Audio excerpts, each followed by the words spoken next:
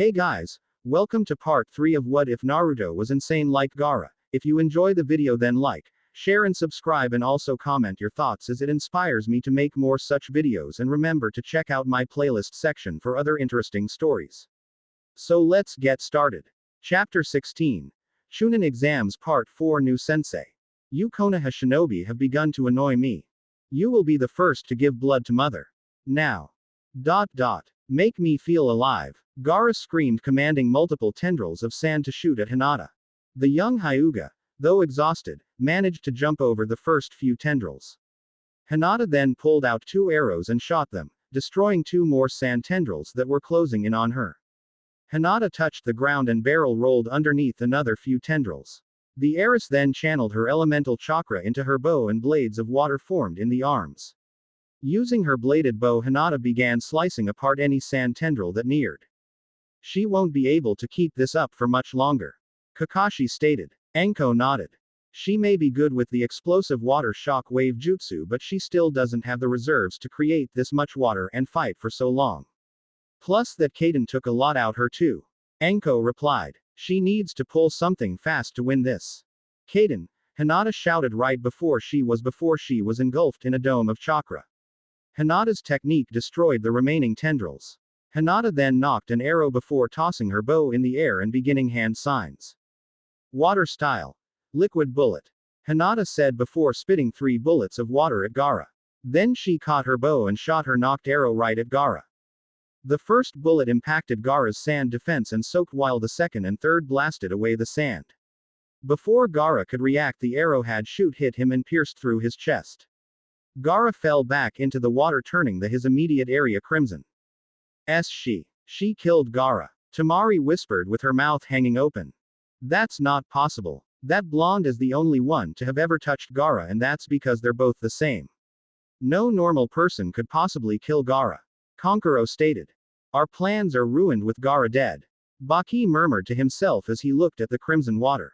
Holy shit. Hiba shouted. Yeah, that's right. Anko Mitarashi, Junin, leader of the only team to sweep through the prelims this year.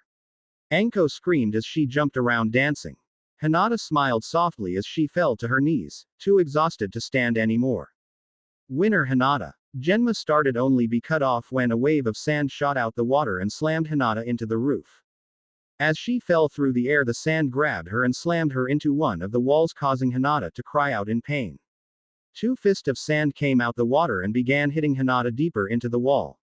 The sand then pulled Hinata out of the wall and threw her, causing the Hyuga to skip across the water before hitting the opposite wall. Gaara then climbed on top of the water. The red head had the arrow still stuck on the left side of his chest and was bleeding profusely. You die now, Gaara growled. Hinata tried to stand but could only make it to a knee. No, I won't lose to you, she replied. Suddenly Hinata was in front of Gaara and slammed her palm into Gaara's chest. Gaara gasped before coughing out blood and sinking back into the water. Hinata smiled but gasped when 2 tendrils of sand wrapped around right arm and leg. Gaara climbed out of the water and with his hand half closed. Before Gaara could react, Naruto was in front of him. The blonde was now covered in the same cloak of chakra he had been in Jin. Naruto's now white pupil-less eyes stared into Gaara's green ones. All the while water, sand, and Naruto crimson tails thrashed around the two. Let her go, Naruto growled, his white eyes trying to fill Gaara's soul with burning steel. So this is your true form, Uzumaki. I'll show you mine when I finish, Gaara stated. Naruto grabbed Gaara's by the throat when the Tsunejinjiriku smirked, but it was too late. Desert funeral, Gaara shouted before closing his fist. Hinata's cry of pain pierced through the room like a sword. The sound of Gaara choking and the smell of burning flesh due to Kyuubi's chakra touching Gaara's neck followed next. Unfortunately, it was soon drowned out by the sound of the Konoha ninja rushing to Hinata's aid. The only person from Konoha who didn't go to Hinata was Hiruzen Sarutobi, who was just outside the torrent that was encasing the choking Gaara and Naruto. Naruto, release him, the aged Hokage shouted. Naruto ignored the demand and opted to squeeze Gaara's neck tighter. Gaara grabbed Naruto's wrist and tried to pull the blonde's arm off but released him instantly when his hands were burned. Gaara's struggling began to slow and his eyes began to close when a tall man with long spiky white hair appeared to the side of Naruto. The man placed a seal on Naruto's head and Kyuubi's chakra began to recede back into his body. Naruto yelled in frustration and with the last of his strength kicked Gaara in the chest. The red head shot into the wall so fast he appeared as a blur. Laughing began to emit from the crater Gaara had made, but before anything could happen the white-haired man appeared in front of Gaara and placed the same seal on his head. The laughter stopped and the Suna ninja blacked out. When Naruto woke up the first thing he noticed was the white ceiling above his head. What? The blonde asked to nobody in general. I locked away Kyuubi's chakra after you lost control. A voice stated. Naruto turned to see the white-haired man seating next to his bed. You're in the hospital now. Aren't you Jiraiya, one of the Sannin? Naruto asks. I see my reputation precedes me. Jiraiya replied with a smirk. Yeah, whatever. What did you to me? I can't feel Kyuubi's chakra anymore. Naruto asks. I sealed it away, Sarutobi-sensei's orders. He feels you're being manipulated by the Kyuubi. Honestly, I have to agree with him. Jiraiya explained. As that's so. Well, you can tell that old geezer what I did was all my choice, just like what did in Jin. Kyuubi didn't do anything except. Wait. You're the one who raised Jin to the ground. Jiraiya asks. Yeah, why? Naruto said. Why? What made you destroy that city? Did you know that city held the best bathhouse in all of the Land of Fire? Jiraiya cried. Naruto didn't answer, preferring to look out the window. I know that look. That is the look of a man in love. Jiraiya stated with a smirk painted on his face. Naruto scowled and turned to face Jiraiya. Love is a weakness. Naruto stated. It's just a liability that's not worth the effort. You got it wrong, kid. Love is what gives us Konoha Hashino. I know about Will of Fire. It's drilled into our heads throughout the academy and it's all bull. Love doesn't make one stronger. Rage made me strong enough to destroy that city. Love didn't make jump down and try and crush Gaara's windpipe. Fear did, anger did. Naruto said, cutting Jiraiya off. Love makes you blind to the obvious. It makes you hesitate to do what's necessary. Kid, someday you'll get it. When you do, you might just become the greatest shinobi since the Sage of Six Paths. Jiraiya replied. But right now we have things to do. You have to get ready for the finals. Who's fighting who? Naruto asked, dropping the subject of love like Jiraiya. The Sannin then pulled out a piece of paper and handed it to Naruto. Neji Hyuga vs Sasuke Uchiha. Tenten vs Kankuro. Shino Aburame vs Shikamaru Nara. Choji Akamichi vs Tamari. Naruto Uzumaki vs Gaara. Naruto smirked when he was facing Gaara. He then glanced at the rest of the names only to do a double take. Choji won. Naruto asks. Yeah, some guy used a jutsu to wrap his body around the Akamichi. Before the guy knew what happened, the big boy tripled in size, then turned into a ball. The kid was squished like a worm on a boulder. In fact, his jutsu was the only thing that kept him alive. Jiraiya explained. Naruto nodded, headed toward the door. Just before he opened the door, he paused and turned around. How is Hinata? Naruto asks. Kid, they did the best they could. Jiraiya replied. How is she? Naruto growled. She'll live, that's for sure, but her career as a ninja is most likely over. Jiraiya replied. What room is she in? Naruto asks. Jiraiya sighed. Room 403. The moment he finished, Naruto was engulfed in flames and gone. As much as he hides it, the kid lets his motion rule him too much. Hey, just like his mother. Naruto was in front of Hinata's room in an instant. Just as Naruto reached for the door, it opened to reveal a tall man with long black hair tied in a ponytail. He wore an elegant gray kimono with the Hyuga emblem embroidered on the left breast. The man's eye were pale and pupil-less like all Hyuga. Though his eye were a dusty gray in contrast to Hinata's soft lavender and Neji's cold silver. Uzumaki. The Hyuga stated, cold and indifferent. Hyuga-san. Naruto replied, just as cold but with a hint of anger. You will address me as Hiyashi-sama or Hyuga-sama. Hiyashi corrected, his voice cold enough to freeze a sun. Hyuga-san, you seem like a busy man, so why do you insist on wasting my time? Naruto retorted. Hiyashi glared and looked ready to strike the genin when Jiraiya appeared around the corner. Hiyashi, it's been too long. Jiraiya said as he walked in between the two. Yes, it has, Jiraiya-sama. Hiyashi replied, his tone still emotionless. We must catch up sometime. Jiraiya said while putting an arm around Hiyashi.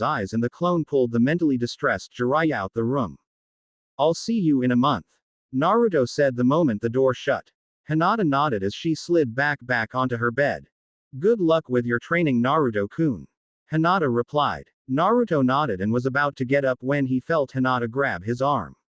Naruto turned around only to receive a kiss from Hinata. The kiss was quick and simple, but it still left the blonde dazed and confused. I won't be seeing you in a month, Hinata murmured, a scarlet blush painted on her face. Naruto nodded dumbly before walking out the room.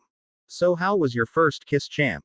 Jiraiya mocked. Naruto growled, but then a tiny smirk appeared on his face as he passed Jiraiya. Just fine, Naruto whispered to himself. Great actually. Chapter 17. Preparations for the finals. Neji looked to Hiashi in shock.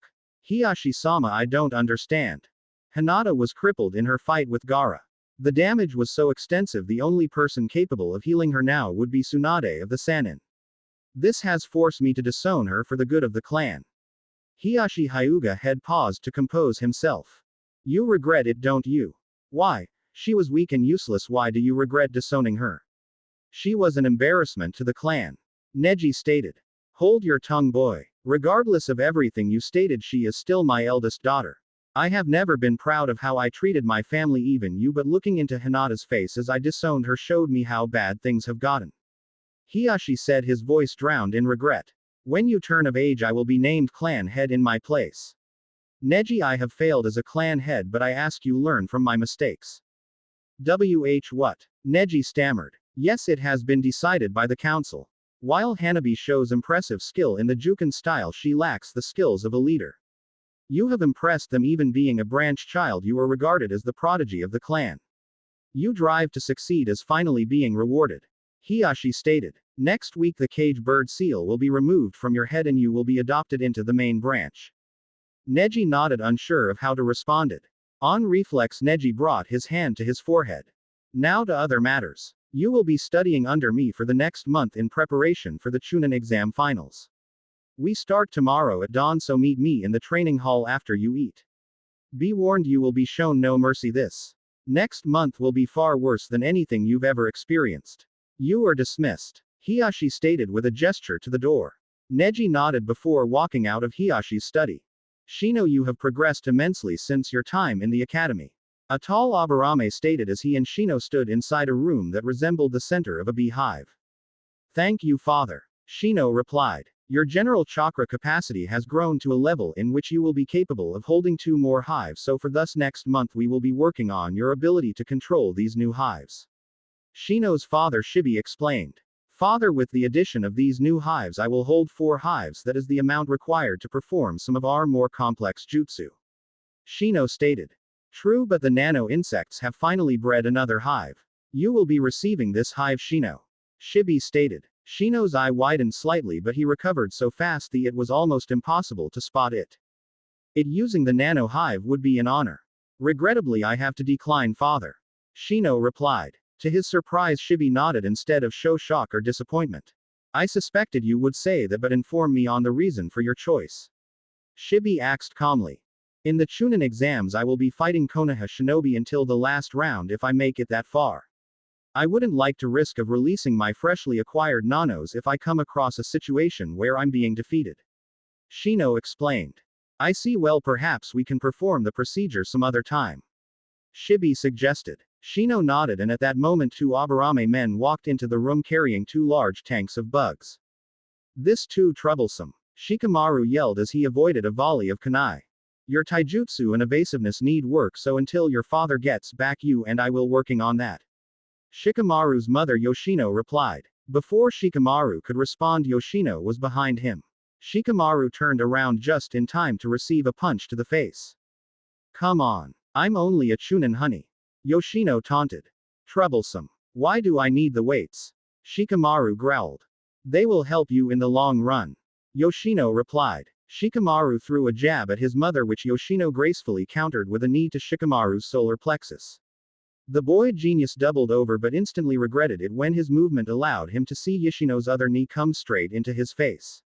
Shikamaru went sailing back but recovered enough to flip in the air and land on his feet. Shikamaru then ducked in time to avoid a roundhouse kick from his mother. Good, you're getting better, Yoshino replied as she jumped back to avoid the uppercut Shikamaru had sent. Now I can actually try a little. Yoshino vanished in an after-image, causing Shikamaru to groan. Troublesome. Sakura was walking around the village in an attempt to find something to do. Sasuke-kun and Kakashi-sensei have disappeared and now I'm alone. I might as well see what Ino Pig is up to. With that thought in her head, Sakura walked to the Yamanaka flower shop. Sakura turned the corner that led to the flower shop just to see Sasuke exiting the store. The Uchiha Avenger had a smirk on his face, but it seemed different from the one that usually adorned his face. Instead of the usual arrogance and poorly contained disgust for all other life, the smirk was one of self-satisfaction and joy. Yet before Sakura could ponder the look further, it was gone along with Sasuke as he jumped to the rooftops. Sakura was tempted to go after the lone Uchiha but decided against it. Instead, she continued into the Yamanaka shop and found Ino sitting at the counter with a dazed expression and soft smile on her face. Hey Ino Pig, what was Sasuke-kun doing here? Sakura asked as she made her way to the counter. Ino instantly snapped out her daze and turned to face Sakura. He didn't say. Ino replied. So what brings you here?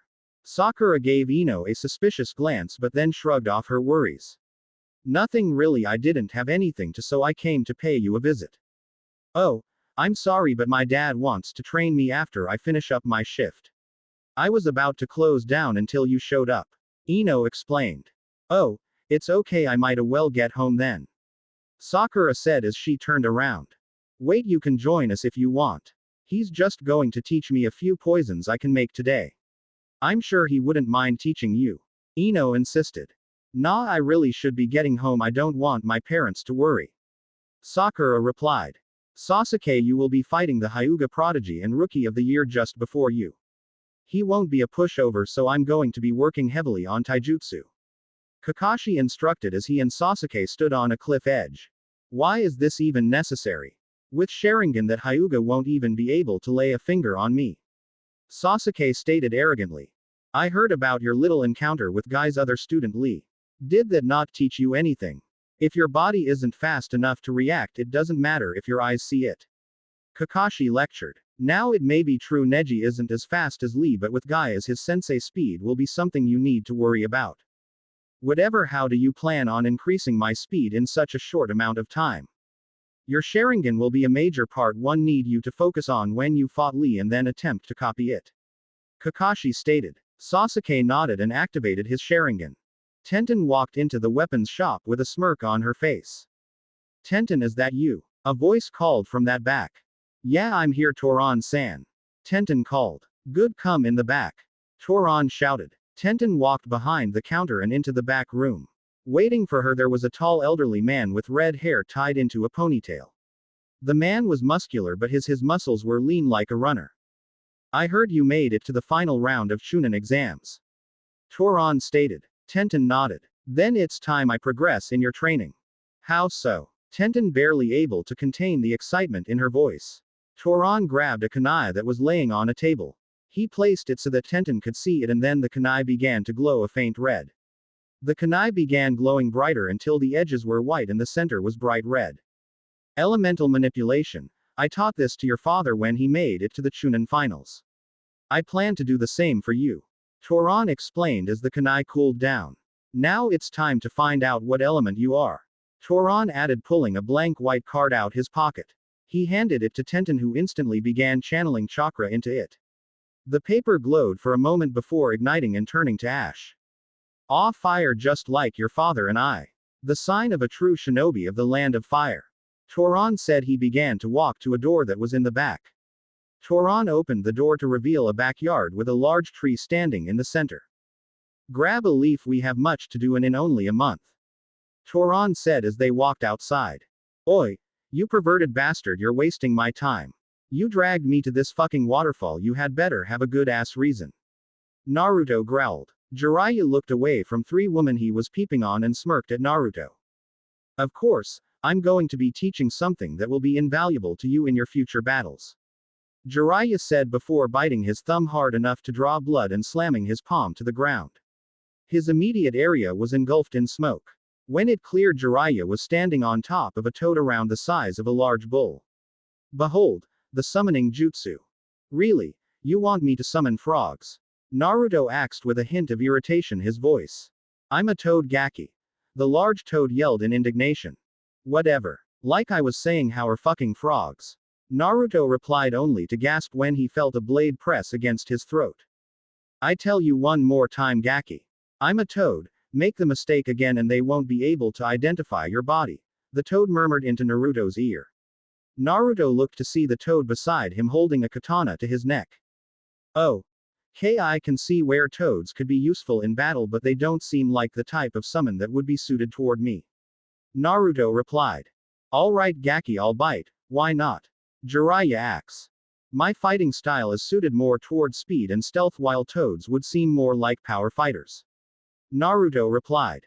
Kiddy, if you're worried about toads not being able to stick with speed fighters, then you might as well sign the contract now. Jiraiya said as the from vanished in a puff of smoke. The fourth Hokage summoned toads and... Forget it. Naruto interrupted. Excuse me. Jiraiya questioned. I said forget it. No way in hell would I even think of following in the footsteps of that man. Naruto growled. What? The Yondaime was probably the greatest ninja ever to come out of Konoha. It would be any man's honor to follow in his footsteps. Jiraiya retorted. Yes, any man would love to be just like the person who damned them to a life as outcast. Naruto growled. Of course we all would love to imitate the sole reason you're despised by a vast majority of a city. Kid, it's not like that. Jiraiya said, his voice instantly softer. He wanted you to be seen as a hero too. Yeah, and that worked out well, huh? Naruto retorted. His eyes were beginning to flash between blue and violet. If that dumb bastard really was as great as everybody thought him to be, he would have realized this village would never see me as a hero. Naruto, you are a hero. If it weren't for you. Why me? Naruto shouted just as Kyuubi's red chakra burst out of him and began to swirl around wildly. Naruto, calm down. Jiraiya stated as he held his ground against wild chakra. Why was I chosen? Naruto shouted. Years of repressed emotions that he had blocked out had finally made to the surface. I was forced to carry this burden. I never asked for this. Red chakra tails shot out of Naruto's back and began thrashing around him. Naruto, he knew that you could handle it. Jiraiya replied. How could he know that?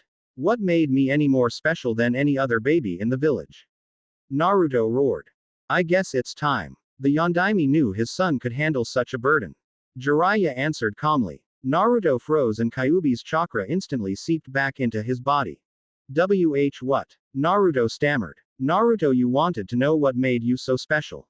It's because you were the son of Minato Namikaze, the Yondaime Hokage. Jiraiya, as he slowly reached into his pouch and pulled out another chakra repressing seal. To his surprise, Naruto didn't explode like he had expected. Naruto started laughing. At first it was slow and soft, but eventually it became a full-out laughter. My fucking god. Naruto said, looking at the ground. I can't believe it. This is rich. Of course the Yondaime would be my dad. My resentment toward him truly blinded me. I mean, for the love of Kami, if you add the whiskers to his face in our history book, we look almost exactly the same. It was for the best. Jiraiya replied. How so? I mean, run that by me. Naruto asks. If Iwagakure had found out you were the son of Minato, then assassins would have been coming at you left and right. Jiraiya replied. Better to have inside forces trying to kill me than the outside ones, right? Naruto retorted. Naruto. Don't Naruto me. Before the chakra tails started protecting me, I was attacked every time I left the house without Yamato. Naruto retorted. Honestly, Sarutobi should have announced that I was the son of the fourth when he made my status as a Jinchuriku public. He wasn't sure how you would take it. Jiraiya responded. Whatever. Naruto mumbled. Alright then, now back to the matter at hand. Are you going to sign the Toad contract? Jiraiya asks. I guess. Naruto replied after a moment of pause. Jiraiya nodded, performed some hand signs and slamming his bloody hand on the ground. Smoke instantly covered the area, and when it cleared, a large orange toad with navy blue splotches over its body appeared. The toad was around the same height as Naruto and had a large scroll in its hand. Gamma, I need the scroll. Jiraiya stated. Gamma nodded and used his tongue to hand Jiraiya the scroll. This, Gaki, is the toad summoning contract. Jiraiya opened the scroll till he reached an open slot. Just sign in blood, then place a hand print underneath. Right next to dear old dad. Naruto murmured sarcastically as he did as Jiraiya instructed. When will you forgive him? Jiraiya asks. Never. I will never forgive him. When will I stop hating him? Well, I'm not sure. Naruto replied. Jiraiya just sighed. Alright, the hand signs are boar, dog, monkey, and finally ram. Channel as much chakra as you can into the jutsu. Jiraiya instructed. Naruto nodded and his eyes glowed red right before he slammed his hand down onto the ground. An enormous cloud of smoke covered the cliff edge Jiraiya and Naruto had been standing on. When it cleared, Naruto and Jiraiya were standing on the head of an enormous rusty red toad with bright red markings on its lips, chest, and around his eyes. The toad had a pipe in its mouth and a tanto on his hip. The toad wore a blue vest with the kanji of toad on it. Jiraiya, why have you summoned me? The toad asked before taking a hit from his pipe. Actually, Bunta, I didn't summon you, Gaki here did.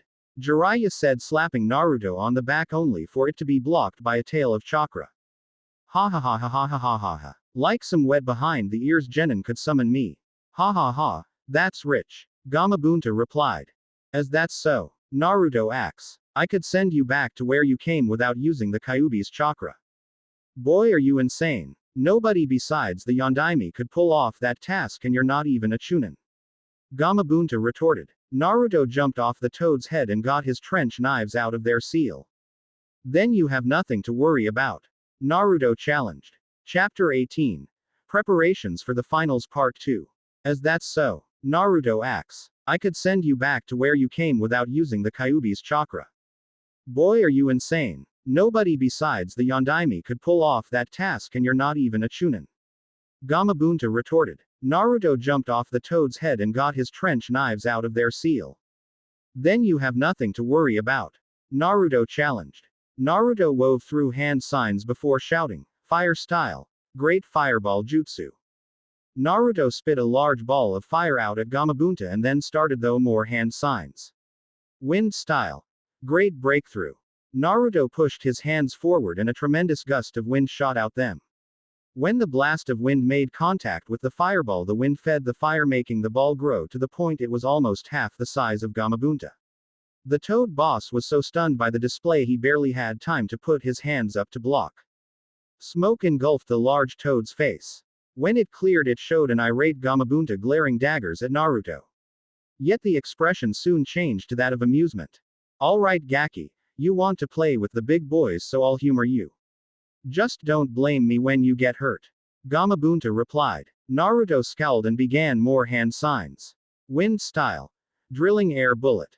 Naruto shouted before spitting a large ball of condensed wind chakra at Gamabunta. This time the large toad was prepared and retaliated with a jutsu of his own. Water style. Liquid bullet. Gamabunta said before spitting out a bullet of water that dwarfed Naruto's. The water bullet plowed through Naruto's air bullet, continued onto its main target. Just moments before it made contact with Naruto, the water was split in half. Naruto looked up at Gamabunta just before disappearing. The blonde appeared right in front of Gamabunta's face, poised to deliver a haymaker. This was cut short when the large toad swatted Naruto away like a fly. Gamabunta wasn't finished there, as he used his tongue to catch Naruto before he hit the ground. This turned out to be more of a curse than a blessing when the toad swung the boy around and slammed him into the ground harder enough to create a crater the size of a large house. Gamabunta, that could have killed him. Jiraiya stated, yet the tone in his voice showed he really wasn't worried. You and I both know that attack wouldn't kill him. The boy has gotten arrogant. This little beating just might have put some humility in him. Gamabunta retorted. The moment he said, the Naruto appeared above his uninjured eye. The blonde channeled a vast amount of his chakra into his trench knives and swiped down at Gamabunta. The attack sliced down Gamabunta's face, framing Gamabunta's eye with two large vertical gashes. Arg! The boss toad yelled as he stumbled backwards and covered his eye. Don't underestimate me, Naruto growled. Gamabunta removed his hand, showing the deep lacerations were pouring blood. Alright runt, you want me to get serious, you got it. The boss toad yelled. Gamabunta pulled out his tanto and in a blink brought it down on Naruto. Naruto jumped to the side, just barely avoiding the blade strike. Yet he wasn't fast enough to avoid Gamabunta's fist. The large toad's strike created a large crater he ground, and dust engulfed the area. Naruto shot of the dust and ran up Gamabunta's tanto. The moment Naruto reached the hilt of Gamabunta's blade, he started a series of hand signs. Wind style. Twister shot. Naruto said before spitting a large twister out of his mouth.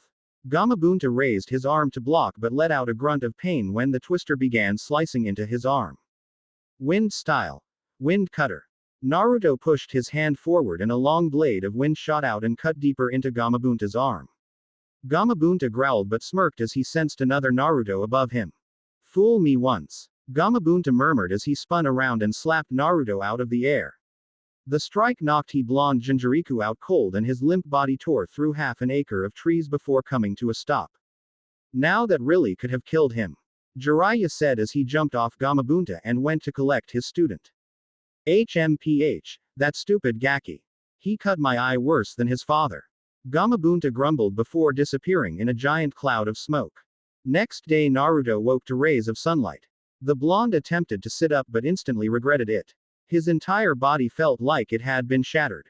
Everything hurts, right? Jiraiya said as he sat down in front of Naruto. It should. That last hit shattered every bone in your body. If it weren't for the Kyuubi, you'd be in a hospital right now and wouldn't be getting out anytime soon. Naruto grunted and with a bit of effort stood up. Jiraiya just shook his head and watched as the blonde shakily made his way to his feet. Alright kid, your little fight with Bunta put you were out for 3 days. Because we're short on time I will be pushing you. Jiraiya stated as he pulled out a few scrolls from his pocket. He tossed the scrolls at Naruto, who caught then flinched in pain from the sudden action. In those 3 scrolls are our basic Fuinjutsu scrolls. By the end of this month I want them all completed. Jiraiya ordered. Naruto nodded and placed his hand into a cross seal. Smoke covered the area and when it cleared Naruto's were covering the entire cliff edge. I see. Well, this changes everything. Have you clones work on the scrolls? You come with me. Jiraiya said as he jumped down to the base of the waterfall. Naruto rolled his eyes as he followed after. As Naruto landed, Jiraiya turned to him. How you feeling, Gaki? Fine now, just a little stiff. Naruto replied. Good, cause right now we're gonna spar. I need to see what you have to work on, so don't use Kyuubi's chakra. Jiraiya explained. Naruto nodded then appeared in front of Jiraiya with his fist cocked back. The Sannin didn't even blink as he caught the fist in his hand. Naruto lashed out with his other fist only for Jiraiya to catch that as well. Naruto jumped up and attempted to drop kick Jiraiya in the face, but the older ninja simply tilted his head to avoid the attack. Now what will you do? Jiraiya asks. Naruto's hand were in his fist while the blonde's feet on his shoulder. This boom. Naruto said just before blowing up. The water launched into air and when it settled again Naruto was standing across from Jiraiya. The two had their arms crossed and were sizing each other up. Jiraiya had a grin on his face while Naruto's was once again blank and devoid of emotion. Impressive. You can perform the exploding shadow clone jutsu.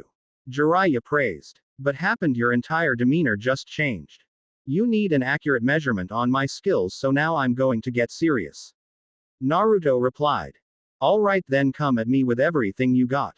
Jiraiya replied. Naruto nodded before weaving through hand signs. Wind style. Great breakthrough. Naruto said just before thrust his hands forward. A large blast of wind made its way to Jiraiya, who was performing hand signs of his own. When he finished, he spit out a glob of mud that formed a wall in front of him. The wall instantly hardened and blocked the wind attack. Jiraiya then ducked under a roundhouse kick from Naruto. The Sannin then turned around and jabbed at Naruto. The blonde blocked and his eyes widened for a fraction of a second before he jumped back. Naruto pressed a seal on his body and 6 kunai appeared. The Jinchuriku grabbed 3 in each hand before channeling wind chakra into them. Naruto launched them at Jiraiya and the knives tore through the Sannin's body only for him to dissolve into the water in a mass of mud. Before Naruto could react, a hand came out of the water and grabbed his ankle. Naruto looked down and saw Jiraiya under the water. The on reflex, Naruto leaned to the side. The blonde watched in interest as a small blue orb of chakra passed right by his side. Naruto went through another set of hand signs. Wind style. Pressures damage. Naruto said before he was engulfed in a tornado-like mass. Jiraiya just barely managed to jump out of the way of the attack. The mass of wind began to compress itself onto Naruto until it was a glowing dome. Then the dome was released and Jiraiya along with the water was blasted away. Jiraiya stood and saw Naruto on the water standing with his arms crossed. Now that was an impressive jutsu. Where did you learn it? Jiraiya asks. Forbidden Scroll of Sealing. Naruto replied. Jiraiya nodded. Well, I think I have an accurate assessment of your skills. Jiraiya said as he gestured for Naruto to join him on the shore. Naruto nodded and walked over to the Sannin. Your jutsu arsenal is impressive, but you are too heavily based on wind jutsu. Your speed with hand signs needs some work. Your taijutsu, while vastly better than anybody your age, is slightly predictable. Jiraiya replied. Normal circumstances and you would be fine, but you don't have normal circumstances. Yeah, as the most powerful tool of the village, I must be better than all others. Naruto replied. No, that's not the reason. Sooner than I would like, you will be targeted by very powerful people. Jiraiya replied. I didn't take you as a student to train you for the final part of the Chunin exams. Any idiot could tell you were better than any mere Chunin. I'm getting you ready for the bigger fish you have to handle. Alright, well, before we continue, can I at least know who's after me? Naruto asks. I don't know much, but I can tell you that it's an organization of S-rank criminals. The only goal I know they have is to collect the Biju. They call themselves the Akatsuki. Jiraiya replied. So let's get training. 2 weeks later. Well, Gaki, I think it's safe to say without using Kyuubi's chakra you could beat that Gaara kid around Konoha and back. Jiraiya said. So we're done. Naruto replied. Yeah, I can't teach you anything else until after the exams. Jiraiya replied. Naruto nodded and was engulfed in a column of fire before he was gone. Ah, to be young and in love. Jiraiya said as he left the waterfall in a leaf shunshin. Naruto reappeared right in front of the hospital. The blonde walked in and up to the main desk. He was about to ask for Hinata's room when the woman there glared attempted and to scare him with some killer intent. Pathetic. Now tell me what room I can find Hinata Hyuga before I show you real killer intent. Naruto growled, his eyes flash red for a second. The woman gulped and pulled out a clipboard. She's been moved from 403 to 110. It's down the hall and to the right. The woman whimpered. Thank you. Naruto replied before following the woman's instructions. The blonde was about to open the door when he hesitated. Why can't I do this? Naruto murmured. Telling a girl how you feel is never easy. A person replied from behind Naruto. The blonde looked to see Yamato standing there with his left arm in a sling. When did you get back? And what happened? Naruto asks. I got back yesterday and I was on the wrong end of a lightning jutsu. I should be good in a week. Yamato answered. Wait, how did you know that was what I was here to do? Naruto asks. I know everything, Odoto. Yamato replied with a smirk. Naruto rolled his eyes and looked back to the door. He reached for the handle, but try as he might he couldn't bring himself to open the door. Naruto, I don't think Hinata could ever reject you. She feels the same way about you. Naruto nodded and, with a bit of strain, got himself to open the door. When he looked inside, Naruto found that Hinata was not alone. Sitting at her side was Kurenai. The red-eyed woman glanced at Naruto and instantly got up. Naruto tensed when Kurenai stopped next to him. Treat her good or you'll spend the rest of your days under the belief you're a 6-year-old girl. Kurenai whispered. Kurenai, could you do that? Yamato murmured. I'll have Yugao braid his hair. Kurenai retorted before walking out of the room. After a brief pause, Yamato closed the door behind Naruto. Naruto-kun, how did your training go? Hinata asks. Naruto took a seat at her bedside before he responded. It was fine. I apologize for not visiting, but Jiraiya had me at the waterfalls since I last saw you. Naruto replied. I understand. Hinata murmured. Hinata, there is something I want to ask you. Naruto replied. Go ahead. Hinata stated. Do you remember when we were in Jin and you said you loved me? Naruto asks. A light blush found its way onto Hinata's face and she turned away, but she still managed to nod. Did you mean it? Hinata pushed the blush down and looked him in the eyes. Yes, I have felt that way since we were kids. Hinata replied. I love you and always will. Naruto looked at Hinata trying to find some way to respond but found he couldn't. Idiot, you're starting to really irritate me. Kyuubi deep voice growled in Naruto's head. Naruto ignored the demon and took a calming breath. Hinata, I have never felt the same way about anybody before and I know I don't want to be without you. Naruto replied. Hinata's breath caught in her throat as she listened to Naruto. So I guess what I'm trying to say is I think I love you too. Hinata stared at Naruto before she hugged the blonde. Naruto was caught off guard by the action but returned it nonetheless. Hinata pulled back and the two looked in each other's eye for what seemed like eternity. Then their face drew together. Hinata could feel Naruto's warm breath on her face and on reflex closed her eyes and tilted her head slightly. The blonde in turn closed his eyes as well and was about to close the distance when a wave of killer intent washed over the room.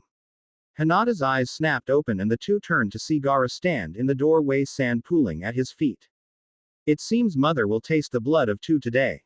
Gaara stated as the sand moved toward Naruto and Hinata. Naruto's eyes turned crimson red as his pupils morphed into slits as he glared at Gaara. I suggest you leave before I kill you right now. Naruto growled as all 9 red chakra tails slowly seeped out of his body. In fact, in not feeling merciful today, so I am going to kill you right now. Naruto appeared in front of Gaara and looked the red head eye to eye. That was when the blonde noticed that Gaara's eyes were no longer their normal green, instead they were yellow, and his pupil had tuned into a black four-pointed star with 4 black dots around it. Naruto, you and this guy can wait till tomorrow. A voice stated. Both Jinchuriku looked to see Jiraiya standing with his arms crossed. Gaara looked back at Naruto before leaving. Tomorrow you shall die and my existence will be definite. Gaara said as he walked out the door. Chapter 19. The Finals Scene 1. The time had finally come. People from all over the lands had gathered in Konohagakure to watch the final part of the Chunin exams. Family had taken off work to watch the 10 genin perform. Daimyos had left their countries just to witness this event. Bets on the fighters were so numerous that counting them would take years just to get halfway finished. It was said that this year's competitors were as promising as the year the current Hyuga, Aburame, Yamanaka, and Nara clan heads had competed along with the Yondaime Hokage, the Yondaime Raikage, and his brother Killer Bee in this same stadium. Hokage Dono, I think I will find these exams to be very interesting. The current Kazekage of Suna and also the father of all 3 Suna ninjas still in the exams stated. I feel the same way. You must be proud all of your children have made it to the finals. Hiruzen replied. The Kazekage nodded, looking down at arena floor where the competitors have gathered. They do their village proud. I expect them to make it far in this tournament.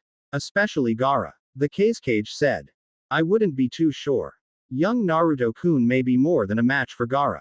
Sarutobi replied calmly. The Kazekage nodded in consideration. Down at the arena the fighters were waiting patiently for their proctor to arrive. Good luck Naruto, you probably have the most powerful shinobi. Honestly, this entire competition is just troublesome. Shikamaru groaned as he stood in a group with Naruto, Choji, and Shino. Shika, you should be excited. I mean, we could make history today. Choji stated. How do you figure that? Naruto asked, though his attention was more on Gaara than their conversation. Well, if one of us is promoted we would have the shortest time as genin ever. Jiraiya of the Sannin had made the Yondaime wait a year before his team could compete. Choji asks. Though your comment is interesting, being known for something like that would not be beneficial.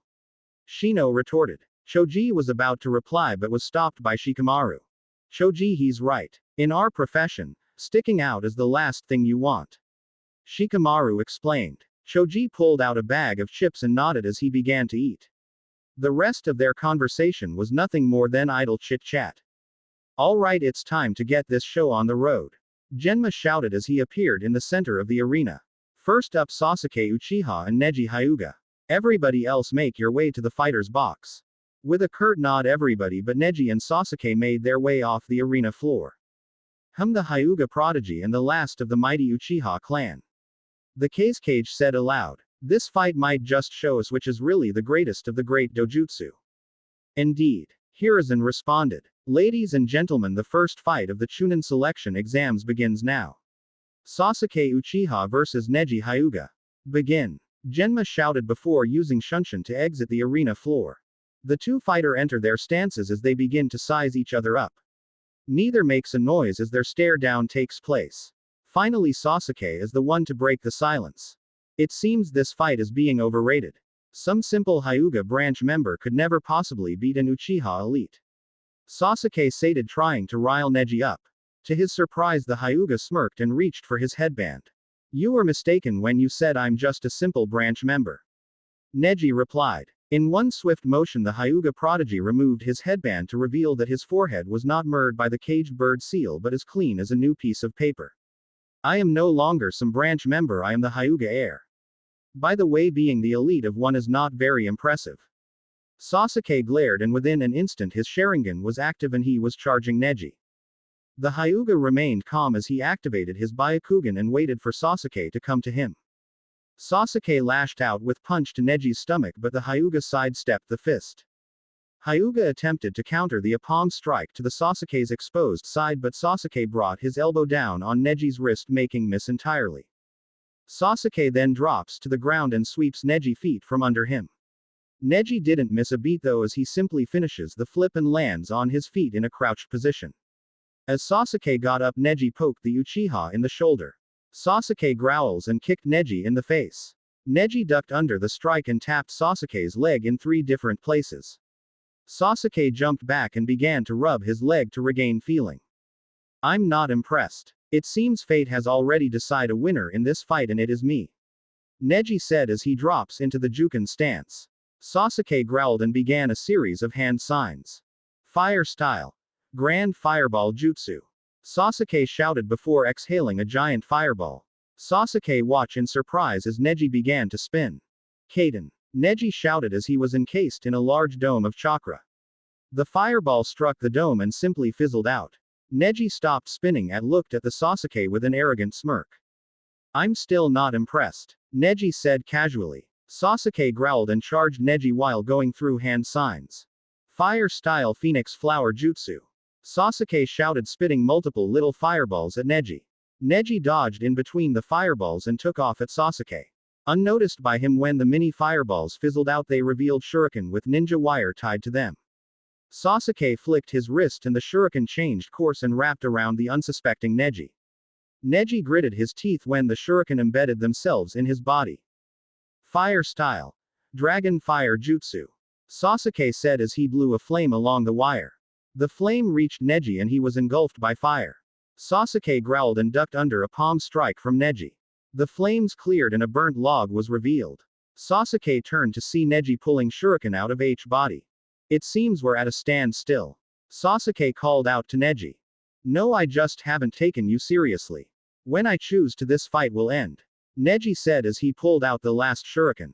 Sasuke hesitated the moment Neji said that. Don't underestimate me. Sasuke growled. I haven't, you see, unlike your eyes, mine have not blinded me to the truth. You think due to your status as lone Uchiha you are an elite in this village. Your title means little if you don't have the skill to back it up. Neji said as he vanished. He appeared in front of Sasuke and slammed his palm into Sasuke's chest. Get up, I plan to beat the Hyuga superiority. No, I will beat my superiority to you into your head letter by letter. Sasuke go up and glared at Neji. You talk too much. I wanted to save this for a later fight, but I guess I'm going to have to get serious. Sasuke said just before dropping into the Goken stance. In a blink Sasuke disappeared from view. That's our fighting style, Guy-sensei. Lee said. Guy nodded and looked to Kakashi, who was engrossed in his orange book. I needed him to increase his speed quickly. I didn't mean to offend you, Guy.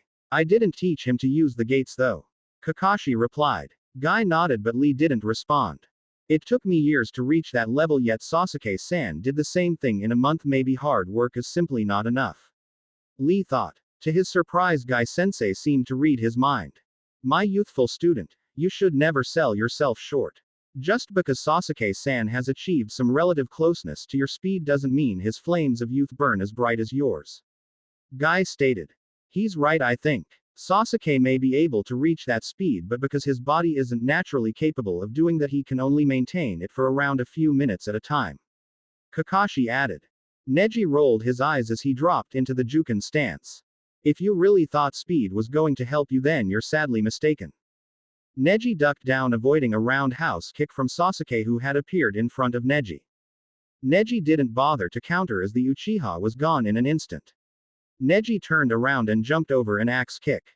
While in the air, Neji leaned back, barely dodging a punch from Sasuke. The moment Neji touched the ground, he sidestepped, avoiding a knee. Neji smirked as he turned around and caught Sasuke's fist, surprising Sasuke and a majority of the crowd. Sasuke couldn't react in time to avoid the palm strike Neji sent to his stomach.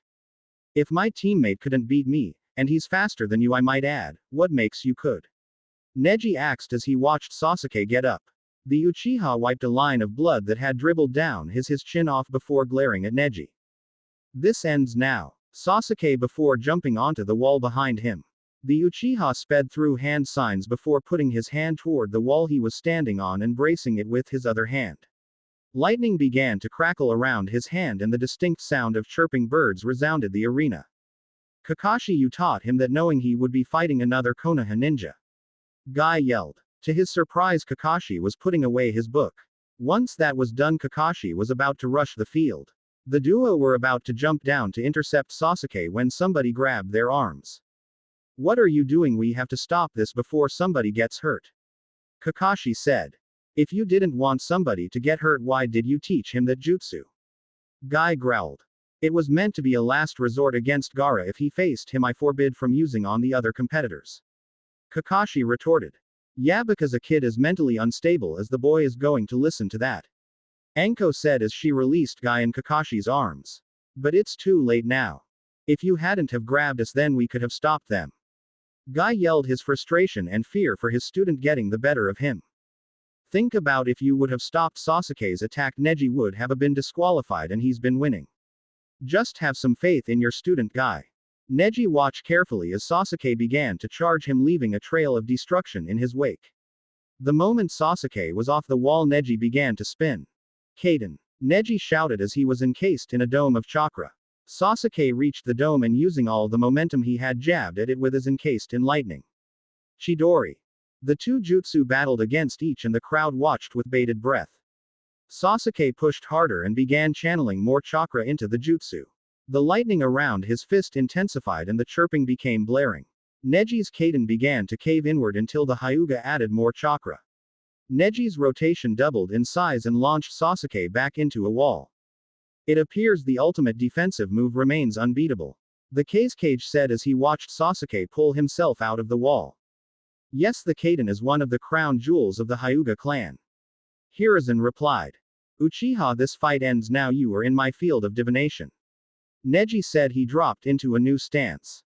Before anybody could react, Neji was in front of Sasuke.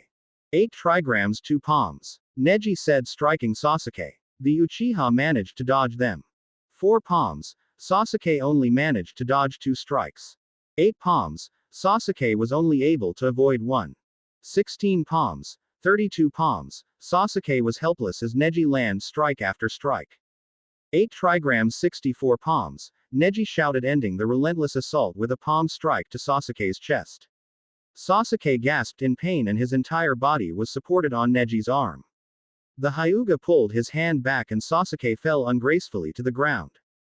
Proctor called the. Neji started only to pause as Sasuke slowly got up. Purple menacing chakra began to swirl around Sasuke as his body became covered in black flame-like markings. I'll kill you. Sasuke shouted as he charged Neji. The Uchiha didn't clear half the distance before he was put to stop by multiple Junin. Kakashi held him by the back of his collar. Guy was gripping his right forearm. Anko was in a crouch as she grasped his right wrist. Genma stood in front of him with his hand on his chest. This fight is over, Uchiha-san, you have lost.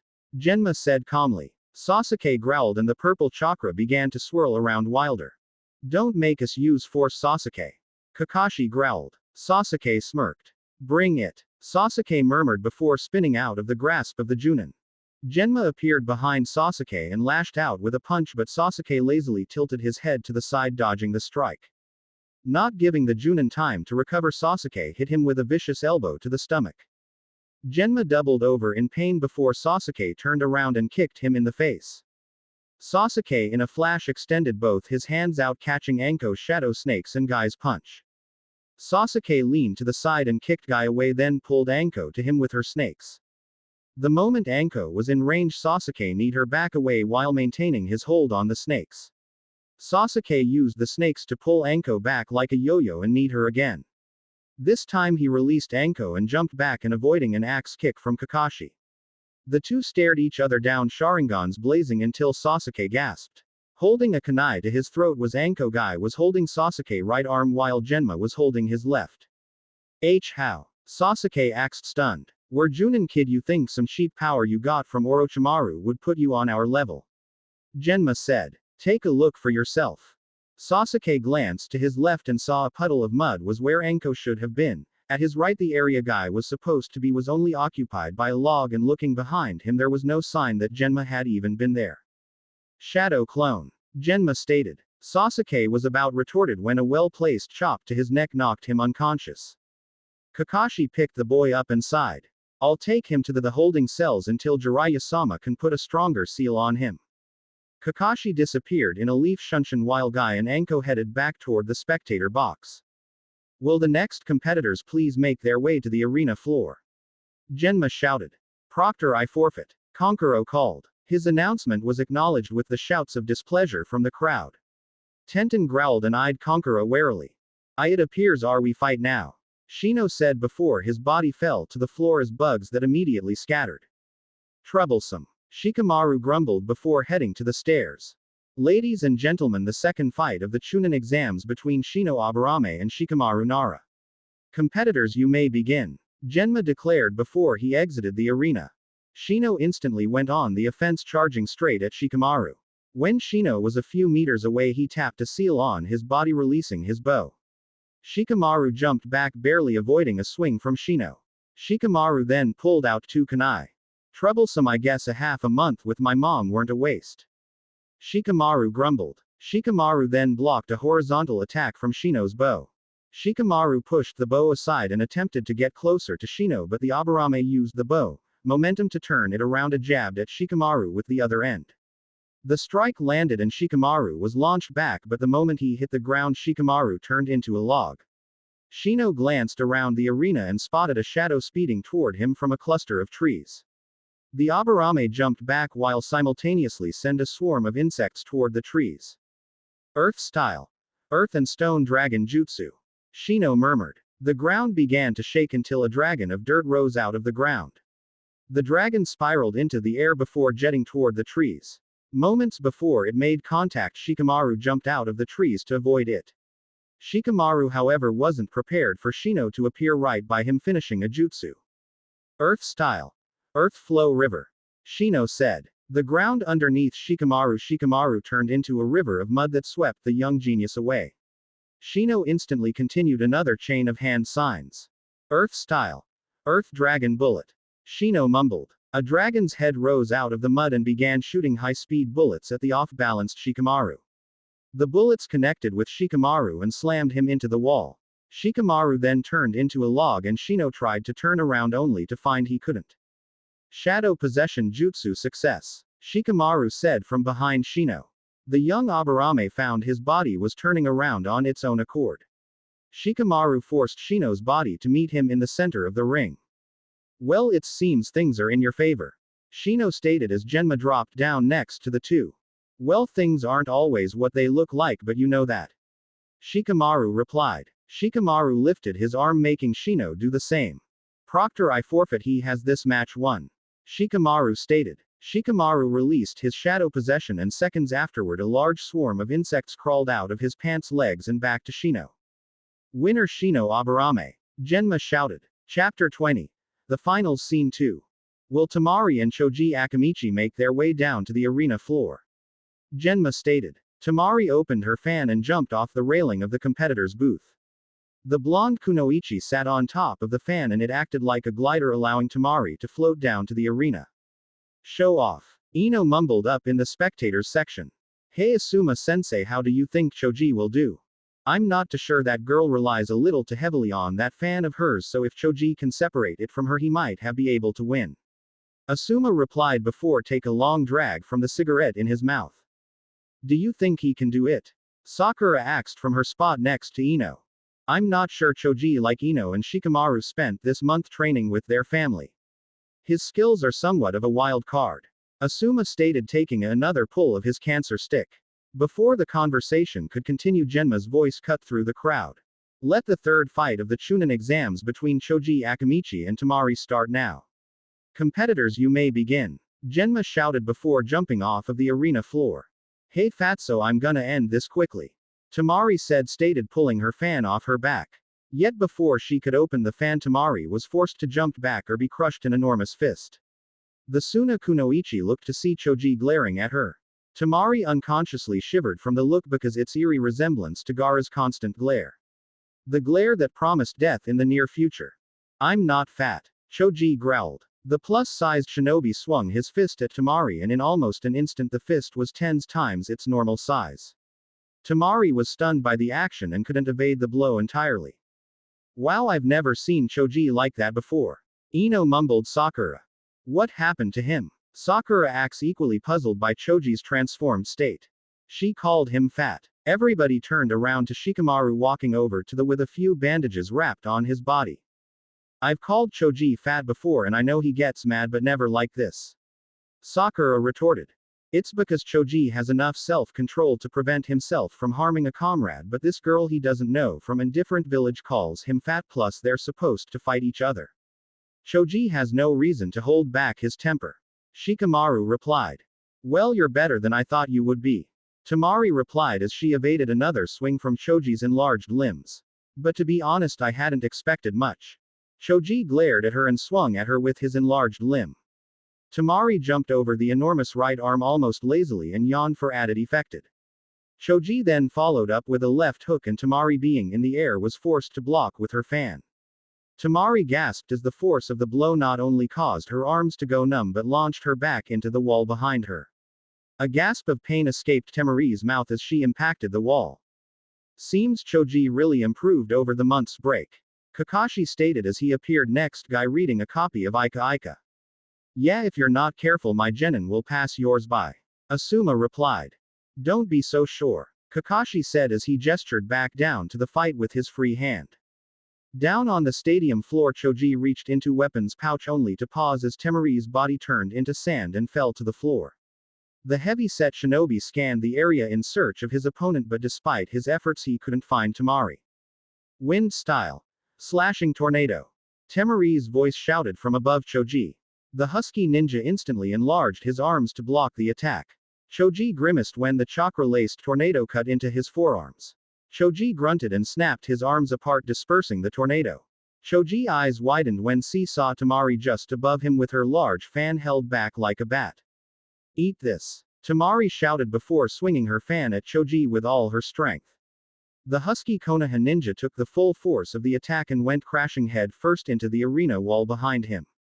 The crowd watched with bated breath as Choji's body hung limply by the head. For a few seconds the entire area was silent. Then just as Genma was about to jump down, Choji yanked his head out of the wall. Black out there for a second, Tubby. Tamari jeered. Choji growled as he brushed some rubble off his shoulder. It's time to end this, Choji said, pulling a long thread of ninja wire out of his weapons pouch.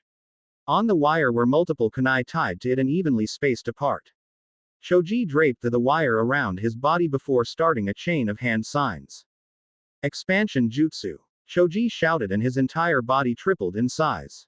The wire that had been hanging loosely in his body now was wrapped firmly around his large form. Tamari opened her fan, fully revealing all three purple moons, and waited cautiously. Then, in a motion similar to a turtle, Choji brought all his extremities inside his body and taking on the form of a large ball. Spike human bullet tank. Choji's muffled voice came from inside the ball just before it propelled forward. The kunai not only increased the lethality of the attack, increased the speed, shooting Choji at Tamari double the speed most shunin could match. Tamari gripped her fan with both hands before swing full force at Choji. Wind scythe jutsu, Tamari shouted as an enormous tornado was expelled from the battle fan. The tornado crashed into Choji's bullet tank and the two opposing forces were halted. Unfortunately for Choji, Tamari's attack didn't fade, instead it simply sucked Choji in. The Konoha shinobi, still in his ball-like form, was lifted into almost 20 in the air before he stopped. At that moment large gashes appeared all over his body and cries of pain emitted from the ball. After around 10 seconds the cries stopped and the tornado dispersed. Choji fell to the ground, returning to his normal form, with a dull thud. Genma appeared in front of the boy and inspecting him before calling for the medic crew. Winner Tamari, Genma shouted as the crowd erupted into applause. Naruto Uzumaki and my son fight next. The battle of the demons is about to commence. The Kazekage replied, turning to Hiruzen. The fire shadow in turn looked to the Kazekage and leveled him a hard glare. Kazekage Dono, while I can't force you to stop calling your son a demon, I can tell you if you ever refer to Naruto in such a way you will find the results of my actions very troublesome. Sarutobi stated. Is that a threat? The wind shadow asked with a low growl. Of course not, child. That is a promise. Hiruzen replied, looking back toward the arena to see Naruto and Gaara standing while Genma jumped up to the stands. For over a minute the two simply stood at each other, glared, but slowly bloodlust began to fill the arena. The intent started slowly but soon rose to almost unbearable levels. Civilians in the crowd began to crumble at the intense pressure the two boys were emitting while the shinobi populace was put on edge. Just as it became too much to handle for even some of the shinobi, the two boys disappeared. Less than an instant later they reappeared in the middle of the arena in a deadlock. Naruto had both his knuckle dusters out and Gaara was holding two kunai made of sand. The trench knife in Naruto's right hand was attempting to edge closer to Gaara's neck while the left-hand weapon was holding off Gaara's sand kunai that was dead set on removing Naruto's head from his body.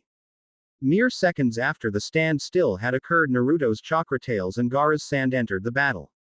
The demon-granted defenses attempted to strike the opponent while defending their own container. As time went by, those of keen vision noticed some distinct changes in the boys, namely their eyes. Naruto Crystal, ocean blue eyes became a malicious blood red while Gaara's dull green eyes became a sandy yellow. The pupils in Naruto's eyes transformed into vertical slits similar to a cat or fox and Gaara's pupils morphed into a four-pointed star with four black circles surrounding it. The moment the boys' eyes finished changing, they disappeared and a large shock wave resounded in the air. The crowd looked in the direction of the noise only to find nothing. "He's still slower than Lee without his weights off." Tenten murmured to nobody in general, but Ino caught the declaration and chose to pry. "How are you sure? Both of them are." Another shock wave interrupted her. "Too fast to spot?" The platinum blonde inquired. "Yeah, but the truth is wild that Gaara kid is able to match." A shock wave resounded nearby, causing Tenten and some others to flinch. "Naruto and Lee's speed, he's not used to high-speed fighting, so he has to slow down slightly." "How can you tell?" Sakura asks. And shock wave on the arena floor stopped Tenten from answering, but when a quick glance showed the two Jinchuriku were no longer at the source of the sound, Tenten answered. "While I can't see it, it makes sense. The sound of their connections aren't nearly as loud as they were when Naruto and Lee fought. When Gaara fought before, he made almost no movement besides raising his hands, so fighting with taijutsu isn't his style." Tenten was about to continue when she was cut off. "And Naruto-kun isn't trying."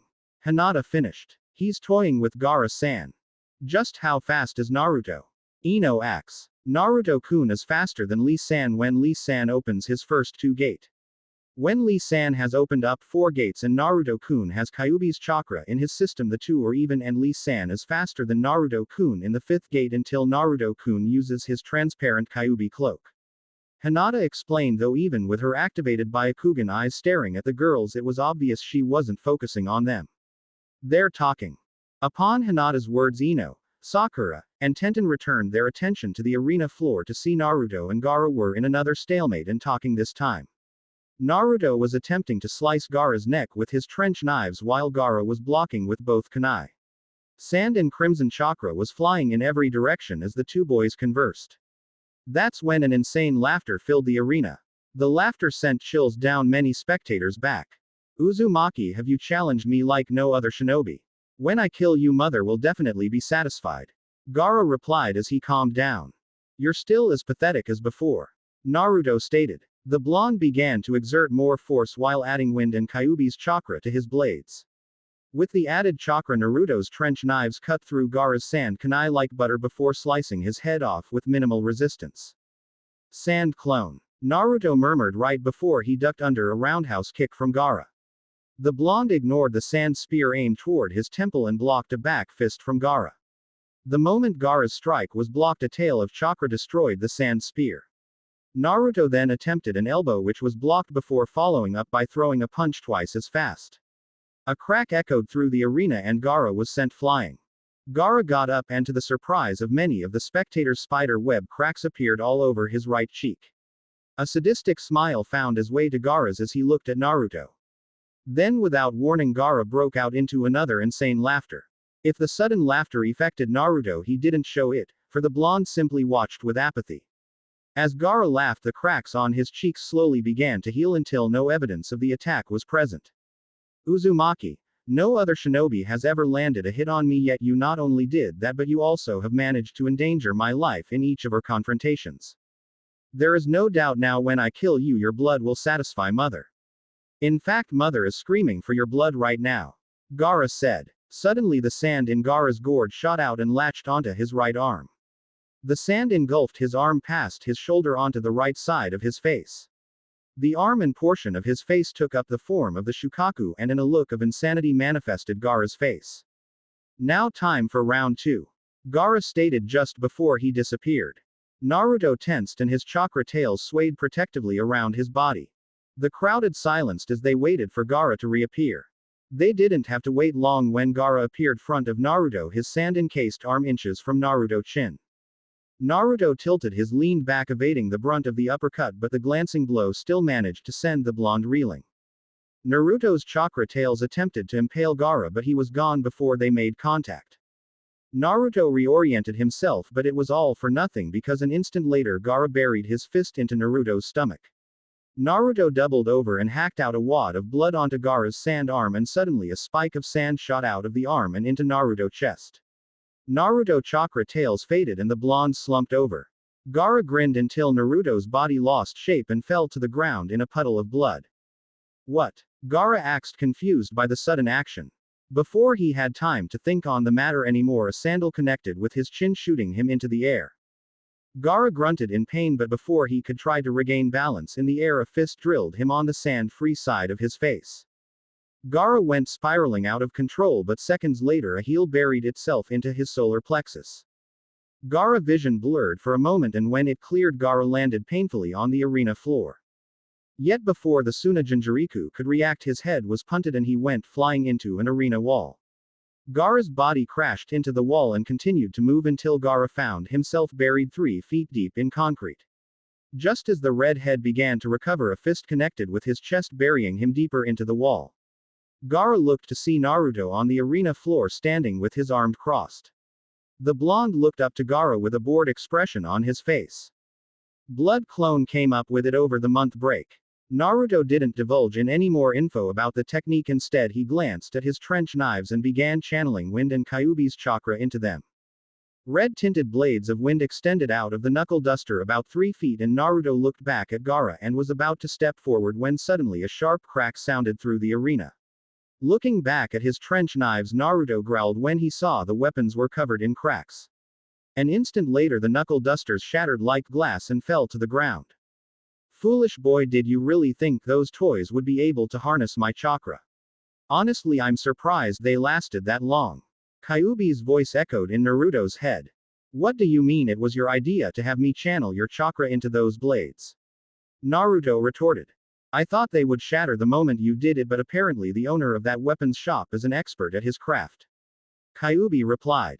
Great, I was just about to end this fight, plus I need new blades. Naruto growled in his head. I wouldn't waste your time. As you age, the potency of my chakra increases, cause your body can handle it. Those trench knives would simply shatter again, and quicker too. The only weapons strong enough. Kyuubi started only to be cut off as Gaara pulled himself out of the wall. Naruto watched impassively as more sand covered Gaara's body. When the sand stopped, the only part of Gaara's body not covered was his legs, and a large sand tail had been formed by Gaara's gourd. The Kyuubi brat has rushed things along, but I guess now is a good time to start. The 5th Kazekage thought before giving a quick nod to one of his guards. Down in the arena, one of the Anbu suddenly formed a hand sign before white feathers began to fall all throughout the stadium. What the? Kakashi murmured as he saw the feathers falling. When Kakashi was hit with a sudden sense of drowsiness, he instantly brought his hand together. Genjutsu. Everybody release it, we're under attack. Chapter 21. The invasion of Konoha. Genjutsu. Everybody release it, we're under attack. Kakashi shouted. Taking heed to his warning, all the Chunin level of higher shinobi managed to break the illusion. Unfortunately, though the genin of Konoha were aware of the genjutsu, more than half of them were unable to break it. Almost in the same instant, dozens of Suna and Oto shinobi jumped out of the seats and removed civilian clothing. Without missing a beat, they began their attack on the Konoha shinobi. How unyouthful. Guy said before he blurred out of sight. For once I agree with you, Guy. Kakashi replied as he lifted his headband and revealed his Sharingan eye. The silver-haired Junin then pulled out a pair of kunai before jumping into the battle. Asuma turned Kurenai and smirked. We're missing out. The chain smoker replied before pulling out his knuckle dusters and entering the fray. Kurenai turned Anko to see she had also jumped into battle. The genjutsu mistress sighed before she turned to address the genin. They act like kids. Alright, I want you all to stick with your teams. Shino and Team 7 aid Naruto in defeating Gaara. The Team Guy find Neji and help the Junin clear out enemies here. Team 10 you two escort Hinata to the bunkers then help the other genin help get civilians to the bunkers. Kurenai ordered. Hey, how come we can't stay and help here? Ino acts only to shrink at an ice-filled glare from Kurenai. Yamanaka, we are at war. If you ever question my orders again I will have you tried for insubordination. Kurenai growled. Your team isn't suited for close combat like the other teams, plus you're down a member, so that's why you three need to help escort civilians. Ino nodded and she hurried to the nearest exit with Shikamaru not far behind pushing Hinata's wheelchair. Kurenai shook her head before glancing at the other genin. You have your orders, move out. Kurenai barked and the other genin. Shino and Team 7 jumped down to the arena floor while Lee and Tenten ran down the wall and entered the competitor's booth to see Neji standing off against Temari and Kankuro. Neji! Tenten shouted as she and Lee landed by their unofficial leader's side. Neji didn't take his eyes off the Suna ninja. Look at this, more weaklings. Kankuro stated as he pulled the bundle off his back. Kankuro, don't underestimate them. These three are better than most of the others. Temari said as she gripped her fan defensively. Tenten pulled out a fistful of kunai and launched them at the duo. I stand corrected, the boys are better than most. Temari said before she opened her fan and sent out a burst of wind chakra to deflect the kunai. To everyone's surprise except Neji, the Hyuga had seen the fire chakra in the kunai. The weapons were engulfed in flames and continued on toward the Suna pair. The two dodged the weapons and watched as they continued through a wall, melting it as they went. Tenten, your flames of youth burn so bright your weapons are heated by it. Lee shouted as he stared at the holes that were dripping molten concrete onto the floor. I think things just got a lot more interesting. Kankuro said as the wrappings on his bundle fell to the reveal crow. Not finished, the Suna ninja pulled out a scroll and opened it. With a large puff of smoke, Black Ant appeared. Now let's get started. Crow rushed the three genin before stopping short and opening its mouth. The puppet then shot out a purple ball that hit the ground right in front of Neji's feet and exploded in a purple cloud. Poison scatter. Neji shouted before he jumped out of the range of the poison cloud. Tenten and Lee also managed to jump out of range of the cloud, but two miniature tornadoes came flying at them. The poison from the cloud was sucked into the tornado, making them take on a purplish hue.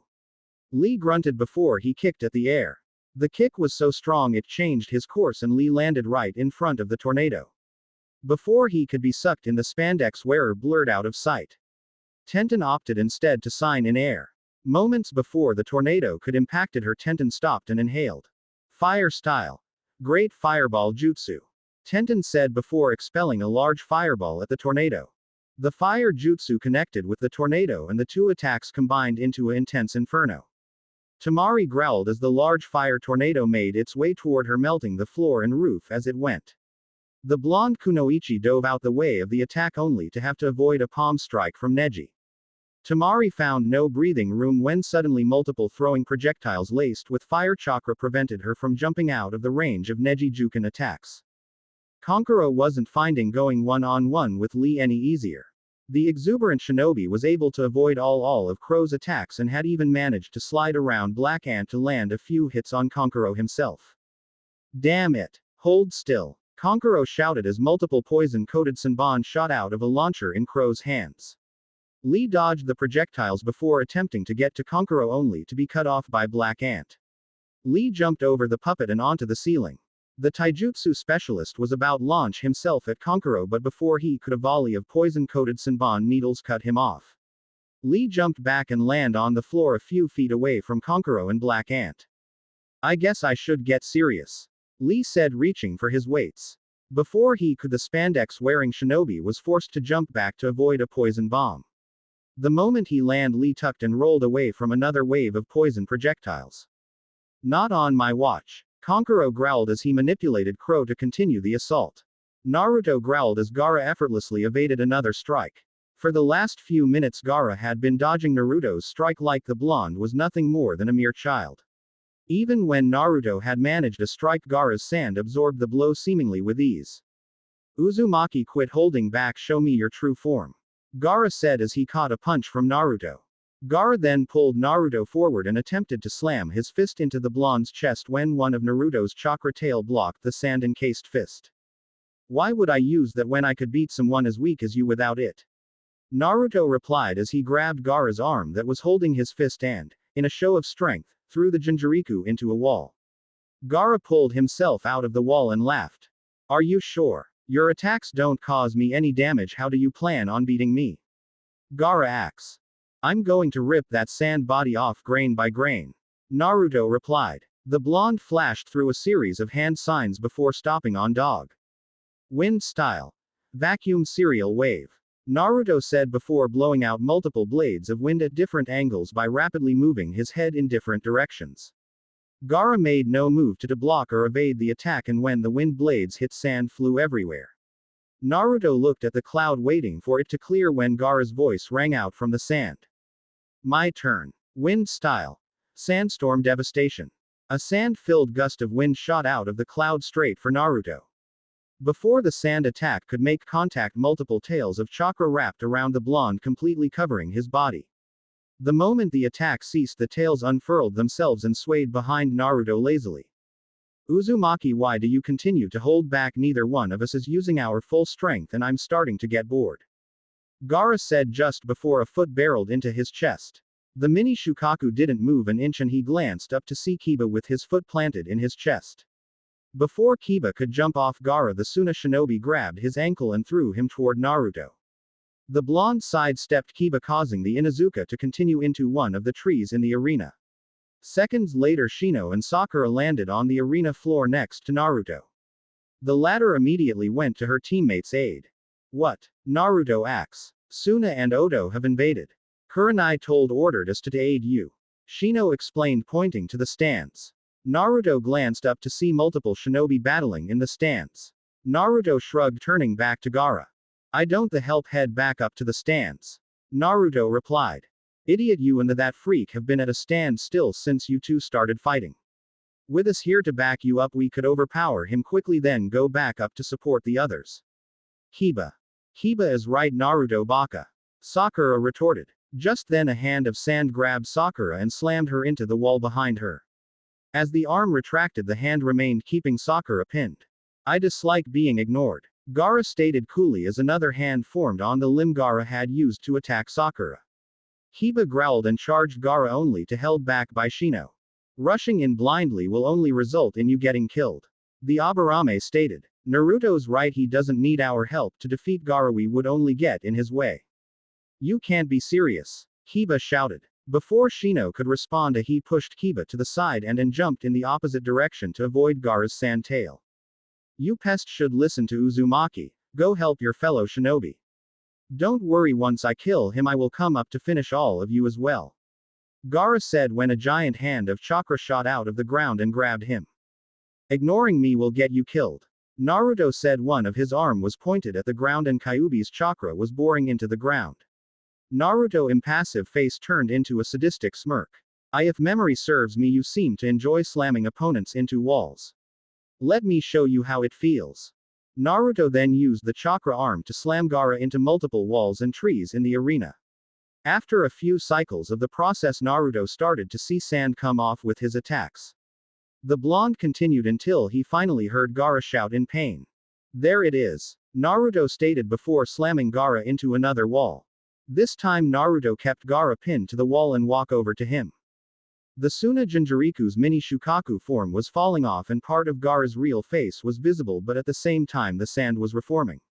Naruto brought his free fist up and cocked it back slowly, allowing Gaara to see Kyuubi's chakra engulf Naruto's arm.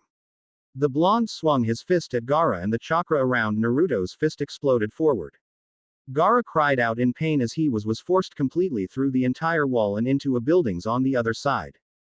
Gaara slowly clambered out of the building to see Naruto standing just in front of the hole in the stadium. Fine, if you won't bring out your demon I'll force you to. Gaara shouted before his form rapidly enlarged. Within an instant Shukaku was towering over even the Hokage building. The sand demon was almost eye level with the stone faces of the Hokage monument. Naruto looked up while shading his eyes before he let out a low whistle. Hey Shino, Naruto called, keeping his eyes on the giant sand demon. The Aburame appeared at his side almost instantly. How do you propose we eliminate it? Shino, as he took in the form of the Shukaku. Before Naruto could respond, a giant fist of sand came crashing down on the two. Naruto and jumped on top of a building to avoid the fist but were forced to dodge again when the sand demon's other fist slammed into the building destroying it. Well, I need you to find my Ne-san Yamato and tell Kiba to go head into the stands and help. I'll see what I can do with this overgrown kitty litter box until Yamato arrives. Naruto replied before he bit his thumb hard enough to draw blood. As the blonde went through a series of hand signs, Shino sent out a swarm of insect to find Yamato while he himself went in to get Kiba. As Shino made it back into the arena, Naruto finished his hand signs and slammed his palm on the ground. Summoning jutsu. Naruto stated before a cloud of smoke erupted from under his hand. Naruto had to control his gag reflex as a sense of vertigo overtook him. When the blonde regained his center of balance, he found he was standing atop Gamabunta's head. The boss toad was standing eye level with Shukaku, allowing Naruto to see Gaara submerged in the sand demon to the waist. Gaki, why have you summoned me? Gamabunta asks even though he knew the answer to the question. That. Naruto replied pointing to Gaara and the Shukaku. Why should I? I've fought a demon before and I don't want to fight another one in this lifetime. Gamabunta stated. So you still refuse to show me your inner demon? Gaara called. You hide behind some oversized frog instead of fighting me yourself. Hold on, kid. Gamabunta growled as he unsheathed his tanto. Naruto applied chakra to his feet to stick the enormous toad's head. With a growl, Gamabunta hopped forward at an untraceable speed.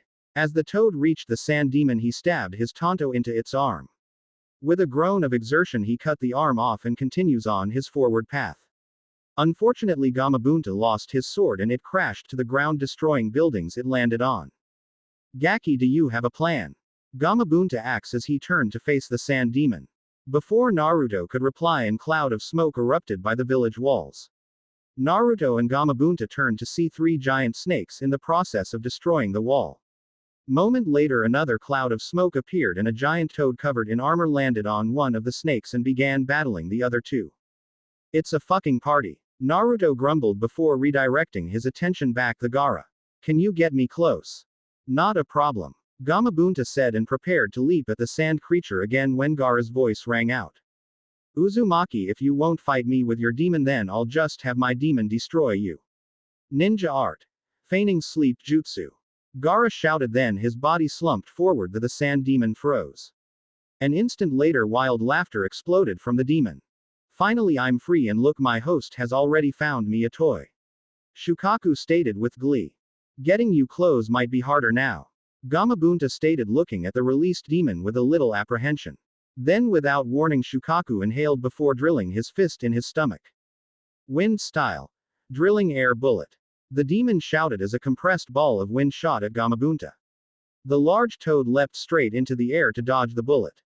Right as Gamabunta reached the apex of his jump, Shukaku inhaled and shot out more bullets. With no possibility of dodging, Gamabunta retaliated. Water style. Liquid bullet. The large toad proclaimed before he spat out multiple balls of water. The 2 attack met and exploded, creating a shower of rain. Then to Gamabunta's surprise, another air bullet shot through the impact zone of the fist few bullet. With no time to make another water bullet, Gamabunta brought his arms up to block the attack. The bullet of air hit Gamabunta and the large toad was engulfed in smoke. When smoke cleared, Gamabunta was revealed with bruises and cuts on his forearms. Kid, we got wake up the medium, I can't take too many more of those attacks. Gamabunta stated as he landed on the ground. Get me in close long enough for me to do enough damage. Naruto replied. Gamabunta nodded before he launched himself at the sand demon. Gamabunta grabbed onto Shukaku, but before Naruto could jump to Gaara's unconscious form, Shukaku shoved Gamabunta back. Hold on a little longer. Naruto stated as Gamabunta stopped sliding. Gaki, I'm a toad, what am I supposed to hold on with? We need to do a combined henge. I'll add the chakra, you just do the seals and pick a form. Gamabunta instructed. Oh, this is perfect. Naruto stated as a creature popped into his head. Gamabunta didn't question him and instead he channeled chakra into the jutsu. Henge. The large toad shouted just before the 2 were engulfed in a massive cloud of smoke. Shukaku waited for the smoke to clear only to be caught off guard when a creature shot out of it. The one-tailed demon almost gasped in surprise when the Kyuubi's oppressing form charged at him, its 9 tails thrashing wildly, destroying even more of Konoha. Before the Ikibi could even think to react, the hang toad bit into its shoulder and grabbed onto both his arms with its front paws that resembled human hands. Now, Gamabunta's voice growled through a mouth full of sand, and instantly the Kyuubi's form was engulfed in smoke. Then out of the cloud a blur shot forward and landed on Shukaku's forehead. Naruto dashed across Shukaku's forehead, but before he was close enough to strike him, a dome of sand engulfed him. Kyuubi's tails began lashing out, but the sand simply overwhelmed Naruto's defense. As the sand continued to engulf Naruto, it began pulling him into Shukaku's head. Eventually there was no sign of Naruto. Damn Baka, he gets himself killed and I'm almost out chakra. Gamabunta complained, but it easy to see he was holding back tears. Suddenly a powerful killer intent engulfed the area. Shukaku began holding his head when two giant red claws exploded out of the sides of his skull. The claws buried themselves into his head and ripped it apart. Shukaku shouted in pain as his head was torn apart. Eventually the screams died and Shukaku's form fell apart and Gaara woke up as he fell to the ground. Wah, what was all the red head could say when suddenly a red blur crashed into his body. The two fell to the ground, but the impact was lessened by the sand which flooded the streets. Gaara got up slowly to see the red blur was Naruto. Yet instead of being covered in one of his chakra cloaks, the red decorating the blonde's body was blood. Naruto's body was dripping blood, his arms and legs were partially crushed and bones were showing on various parts of his body. The blonde was currently lying on the ground staring at Gaara with one eye because the other was completely destroyed. I enjoyed this battle, Uzumaki, but now you have to die. Gaara said as he lifted his hand up. Sand coffin. Gaara said as sand engulfed Naruto's prone form. Sand. Gaara couldn't finish before an explosion of chakra launched him away from Naruto. Gaara slowly tried to get up when a hand clasped around his throat. Gaara gasped as he looked at Naruto's murderous white eyes. You like to play demon, huh? Naruto asked, his voice darker, demonic and laced in venom. I'm about to show you a true demon. Naruto then threw Gaara back into a building, completely destroying it. The Konoha Jinchuriku then appeared on top of the wreckage and reached in. After a second of digging, he pulled Gaara's battered body out of the rumble. The red head was barely conscious. No, I can't have you going to sleep on me now. Wake up. Naruto stated, adding a heavy amount of Kyuubi's chakra as he yelled the last part. The effect was instant. Gaara's nearly closed eyes snapped open and he whimpered in fear. Naruto smirked before he buried his fist in Gaara's stomach. The red head doubled over and only for his head to snap up courtesy of a knee to the face from Naruto. With Gaara's body erect, Naruto unleashed a barrage of strikes to his unprotected body. Then to finish off, Naruto hit Gaara with a roundhouse kick to his face. The red head's body shot forward and began to skid across the ground when Naruto appeared next to him. The blonde looked Gaara in the eye and grinned as he punched Gaara's body down. The red head bounced from the strike and Naruto took the opportunity in stride. The enraged Jinchuriku elbowed Gaara in the chest and Gaara's body flew into the village walls. Naruto appeared in front of him and punched Gaara the rest of the way through the wall. Gaara fell to ground in a heap on the other side of the wall. The red head was covered in multiple wounds, but as if done by an expert, nothing was immediately fatal. Hey there, we're not done yet, champ. Naruto replied, his word coming out in a malicious growl. Gaara could only watch in fear as Naruto closed in on him in a slow, tormenting pace. The pace of a predator playing with its prey. Just as Naruto was within striking distance of Gaara, a spike of chakra caused Naruto to hesitate. It seems you'll live to see another day, all three of you. Naruto stated before his body was engulfed in a pillar of red flames. Moment later, the battered forms of Temari and Kankuro appeared by Gaara. The two picked up Gaara and silently made their way back to Suna. Yushi, how did Wen get pinned with this crap?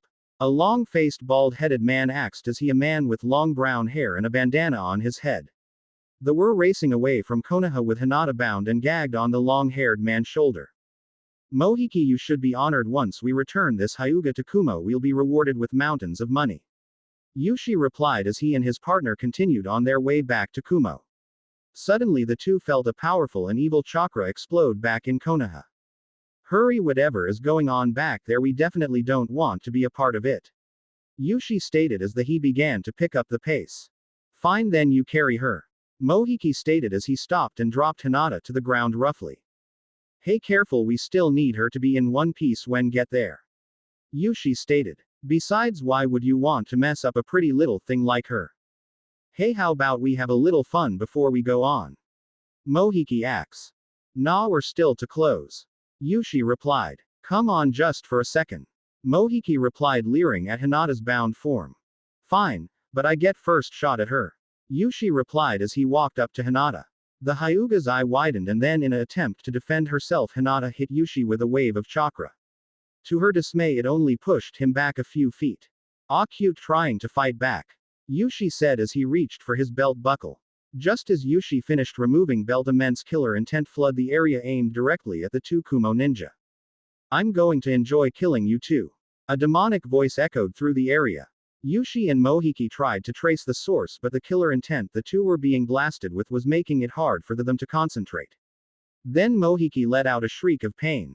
Yushi turned to see there was a gaping hole where Mohiki's stomach should have been. The long-haired Kumo ninja collapsed to ground, blood flooding out of his wound. Show yourself, coward. Yushi shouted, his entire body trembling in fear. If it pleases you to see your executioner, so be it. Mohiki spun around to see Naruto standing between him and Hinata. The blonde's crimson cloak was burning the grass he was standing on, and his tails were swaying protectively around Hinata. What are you? Yushi asked, trembling. I don't need to answer the questions of the dead. Naruto said as he vanished in a blur of speed. Before Yushi could react, Naruto's arm tore through his skull. Naruto glared at the corpse before taking a hold of the head with his free hand and pulling his arm out of Yushi's skull. Naruto then dropped the body and turned to Hinata. The blonde walked over to her and cut off her bindings and gag. Are you alright? Naruto asks. Hinata didn't say anything, instead she leapt at Naruto and engulfed him in a hug. Thank you. Hinata whispered as mist covered her eyes. Naruto simply returned the hug. The realization that Kyuubi's chakra didn't burn her was pushed to the back of his mind. Come on, let's get back to the village. Naruto said as he picked up Hinata and walked back to the village. The two entered the village by dark and found the fighting had stopped. Wow, pathetic war. Naruto murmured to himself. His chakra cloak faded some hours ago and his wounds now non-existent. Suddenly a kunai came flying at Naruto. The blonde sidestepped the projectile and turned to see a mob of villagers. Demon, you destroyed our homes and now we want you out. A voice shouted from the crowd. Naruto smirked. If you can make me leave, I would enjoy seeing it. Naruto proclaimed, making the crowd hesitated to attack. Then a clone of Naruto appeared next to Naruto. Make sure she gets to where she needs to be. Naruto instructed. Yet before Naruto could hand Hinata to the clone, a kunai pierced through its skull. Don't bother, Gaki. Nobody is dying right now. Naruto turned to see Anko sitting on the edge of a building with Kakashi, Jiraiya, Guy, Kurenai, Asuma, and Yamato standing behind her. You all realize that if it weren't for Naruto here, the Ikibi would have reduced Konoha to a pile of rubble. Jiraiya stated. Be lucky it was only the area near the stadium that was destroyed. But if any of you still has any complaints, feel free to take it up with us. Kakashi added in a lazy tone, but a small blast of killer intent unnerved the civilian mob.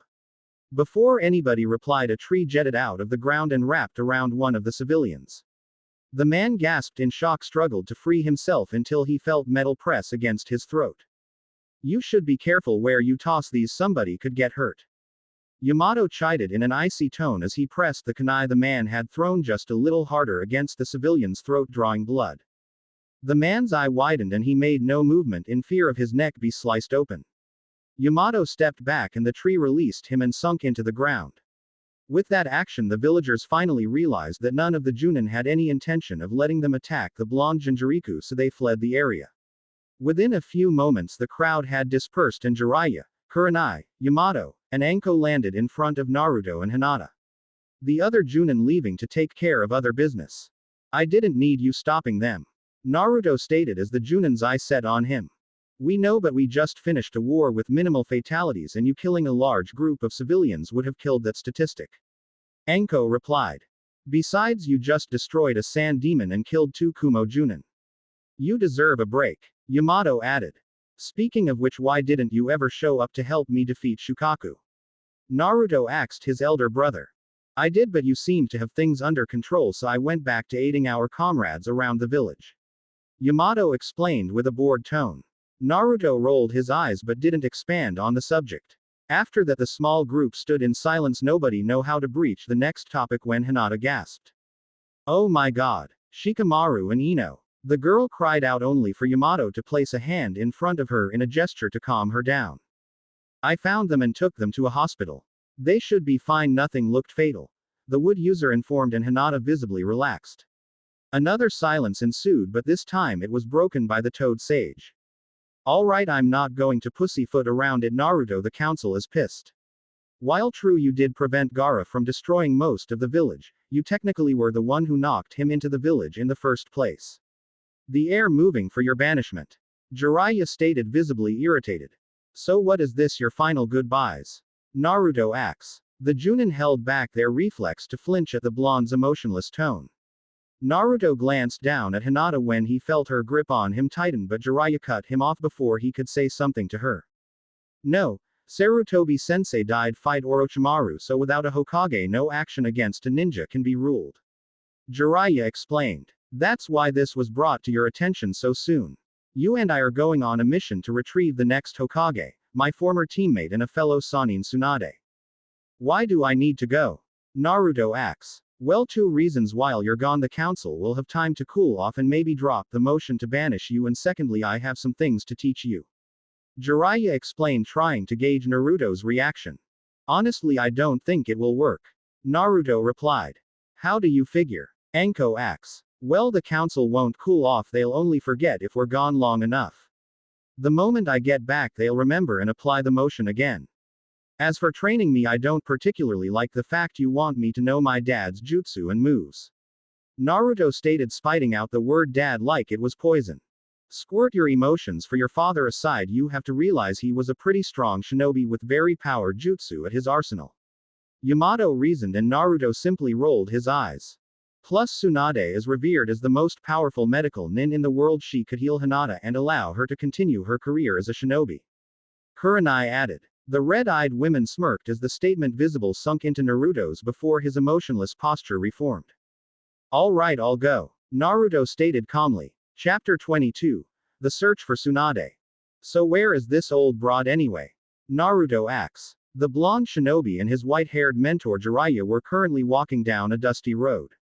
The elder of the group gave Naruto a raised eyebrow before chuckled. You know, if Tsunade ever heard you call her that, you would be 6 feet under. Jiraiya informed, only for Naruto to scoff. Well, Gaki, let me worry about locating Tsunade, you have other things to work on. Like what? Naruto asks as the two stopped walking. Jiraiya pulled out a scroll from his pocket and opened. The Sannin pushed a little chakra into the scroll and a water balloon popped out. This right here is the key to the jutsu I'm going to teach you. It's called the Rasengan and it was your father's primary jutsu. Jiraiya replied. The Toad Sage lifted his free hand into the air and a blue ball of chakra around the size of a grapefruit. Jiraiya walked up to a tree and pressed the ball to the tree. The distinct sound of grinding filled the air before Jiraiya released the jutsu and stepped away from the tree. There was a perfectly circular hole going the tree all the way to the other side. I already know a jutsu like that. Naruto stated before going through a series of hand signs. Wind style. Wind ball. Naruto put his hand up to reveal a translucent ball of wind around the same size of Jiraiya's Rasengan. Naruto walked up to a different tree and pressed his ball against the tree. The ball exploded forward and the section of the tree that the wind ball was destroyed. The tree fell over and Naruto looked over to Jiraiya. It seems my jutsu is stronger. Naruto added. Care to test that theory? Jiraiya countered. Naruto simply shrugged. Create a shadow clone. The blonde Jinchuriki complied and Jiraiya created a shadow clone of his own. Already understanding its purpose, the clone created another wind ball before rushing Jiraiya's clone. The Sannin copy created a Rasengan and met Naruto's clone halfway. The two met and clashed their jutsu together. Naruto's eyebrows shot up when the Rasengan destroyed the wind ball like it had been nothing before continue on to destroy his clone. Kid, the Rasengan is probably one of the most powerful close-range jutsu ever created. Jiraiya informed. Alright, so what is the water balloon for? Naruto asks. Glad you asks. Pop the balloon. Jiraiya said, tossing the balloon and beginning to walk down the trail only to spin around when the sound of a pop filled the air and water hitting the ground followed. Jiraiya stood in shock as he saw pieces of the balloon on the ground and water on the trail. The Sannin instantly pulled another water balloon from his scroll and tossed it at Naruto. Do it again. Jiraiya ordered, and he watched in confusion, and the balloon began to flatten like somebody was sitting on it. Seconds later, the balloon could no longer stretch any further and exploded, spraying water everywhere. Well, that is not how you get that part done. Gaki, do the same thing you just did but without the balloon. Naruto nodded and began to form what appeared to be a frisbee of chakra above his hand. After a moment, the chakra disc was over a foot in diameter. Now throw it, Jiraiya instructed. Naruto complied and tossed the disc, only for it to fade as before it even reached 2 feet. Well, it seems you're on your way to making a new jutsu. You should think of ways for it to work while you work on the Rasengan. Jiraiya stated, tossing the scroll holding water balloons at Naruto. The blonde nodded, and suddenly 13 clones appeared in the clearing.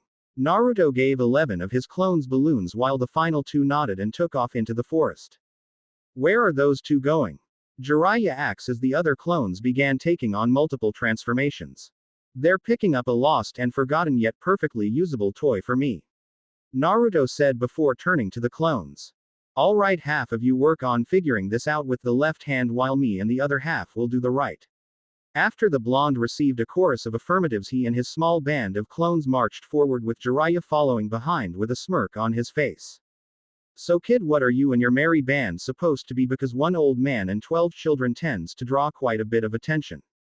Jiraiya said, causing Naruto and his clones to turn around. If we encounter somebody, we're foster children and you are our foster father taking us into town to pick up groceries. Names don't matter really, because you can name them whatever and nobody will really care, Naruto replied. The white-haired Sannin nodded before he continued to walk, implying for Naruto and his group to do the same. The group walked on in silence before a perverted grin spread across Jiraiya's face. So kid, about your girlfriend. Pervert, I suggest you tread lightly, Naruto growled as he continued working on the Rasengan. What I was just going to say, you're one lucky little Gaki. That Hyuga princess is quite the looker, Jiraiya replied. In fact, in a few years she might be the perfect leading lady for my book. Jiraiya began to chuckle perversely until a hand of chakra clamped around him. Jiraiya paled as a demented look spread across his face. You must be some kind of a masochist, Naruto growled moments before he launched the pervert to the next city. What information do you have on Tsunade? Jiraiya asked in a low murmur. The gambler sitting across from him smirked. Quite a bit, but let's put in fate's hands. If you win, I'll tell you everything, but you lose, you pay up on the debts she owes me, the man offered, slipping over a piece of paper to Jiraiya. The Sannin eyes grew to the size of saucers when he saw the number on the paper before he regained his composure. Deal. Jiraiya forced out, his mind still on the large number that was now looming over his shoulder. The man tossed Jiraiya a pair of dice and Jiraiya shook them in his hand lightly before he tossed them onto the table. After a moment, one of the dice stopped rolling on the 3 while the other spun on its corner. Just the other dice appeared to be stopping on 5, and loud popping noise drew the attention of many of the civilians. They looked to see Naruto with his hands out with the remains of a rubber ball in them. The blonde shook his hands and the pieces of rubber fell to the floor. Looks like I win, Jiraiya exclaimed, drawing the attention of the man he had been gambling against. The man looked with a scowl at the dice that added it to the winning number 7. Fine. The legendary sucker is on her way to Tanzuka Gai. She left here a few days ago after she lost over 250,000 ryo here, the man informed. Thanks Naruto, we're leaving, Jiraiya stated just before a beautiful woman walked by and gestured for him to follow.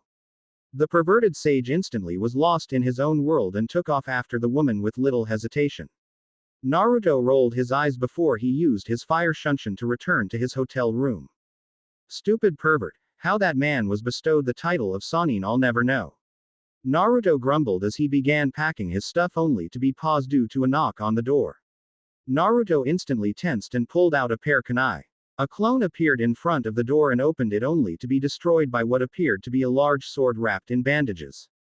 Naruto-kun, we would like you to come with us, a man stated as he and another stood outside of the door. One appeared to be a mixture, a man and a shark with pale blue skin and gills-like markings under his eyes. While the other was no doubt an Uchiha, obvious by the Sharingan eyes with 3 tomo that were spinning lazily as he stared at Naruto. Itachi Uchiha. Naruto stated calmly right before he rushed the two.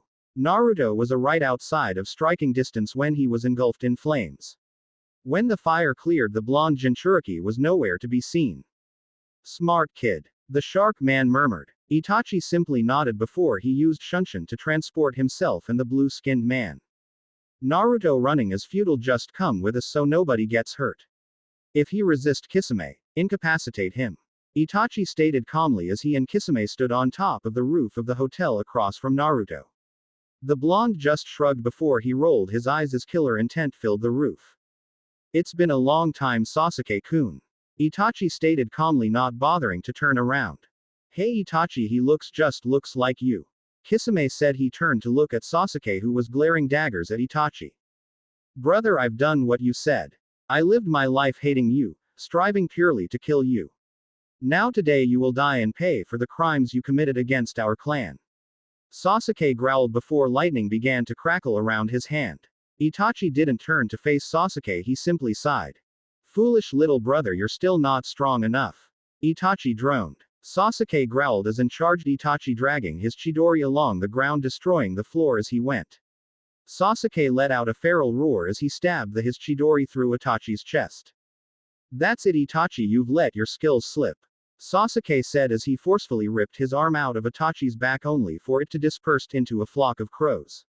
The youngest living Uchiha then growled as the entire world around morphed around him to show he hadn't moved a step and his Chidori had faded. Pathetic.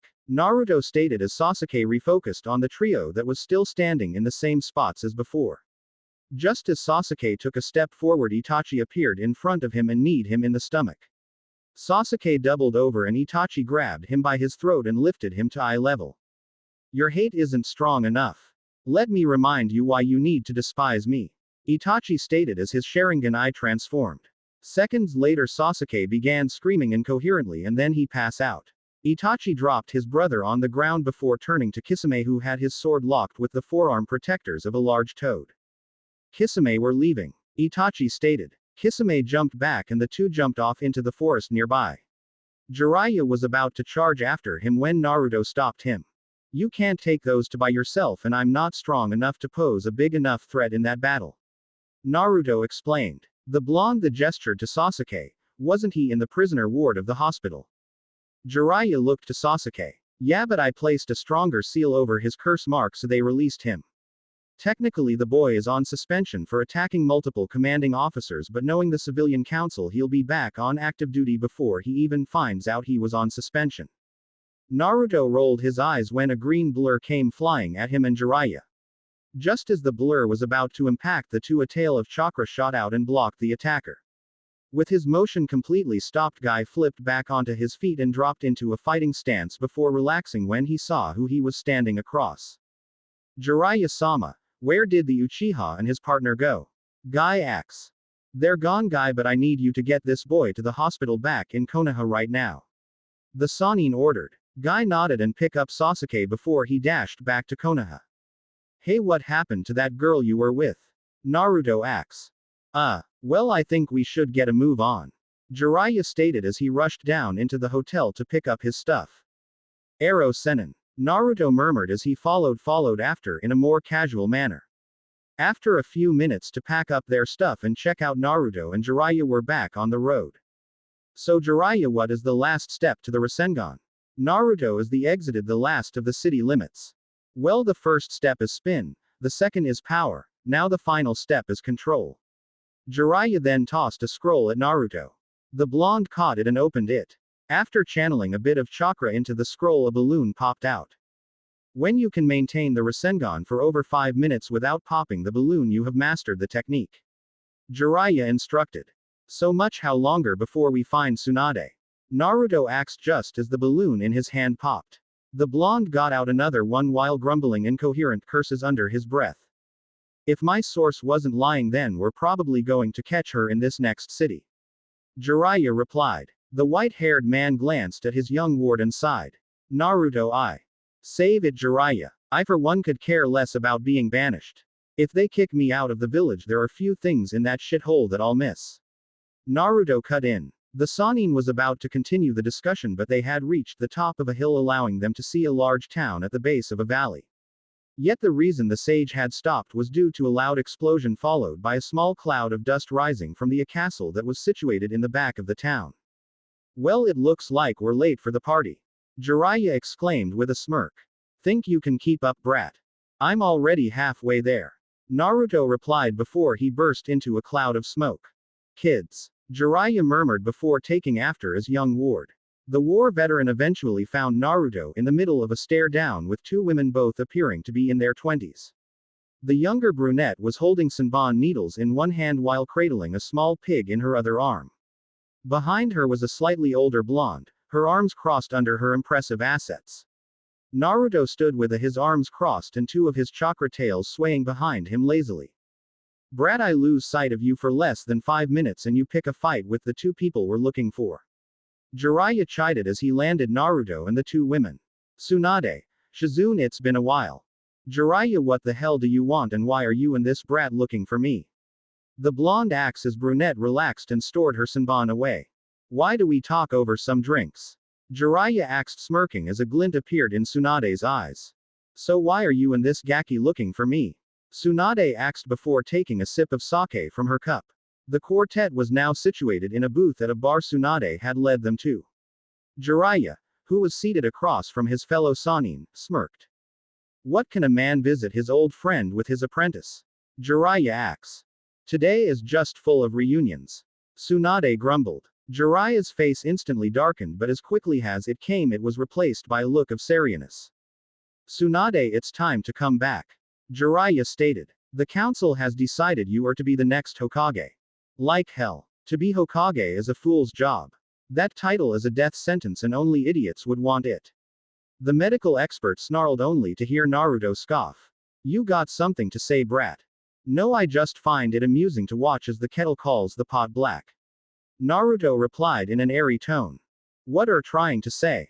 Tsunade growled, her temper reaching a dangerous level. Personally, I don't care for the title Hokage or certain people who have been given the title.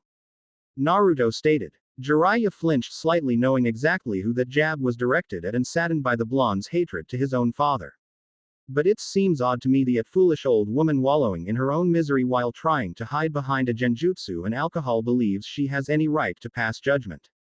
Now whether you take the title of Hokage or not matters little to me, but you shall be returning Konoha.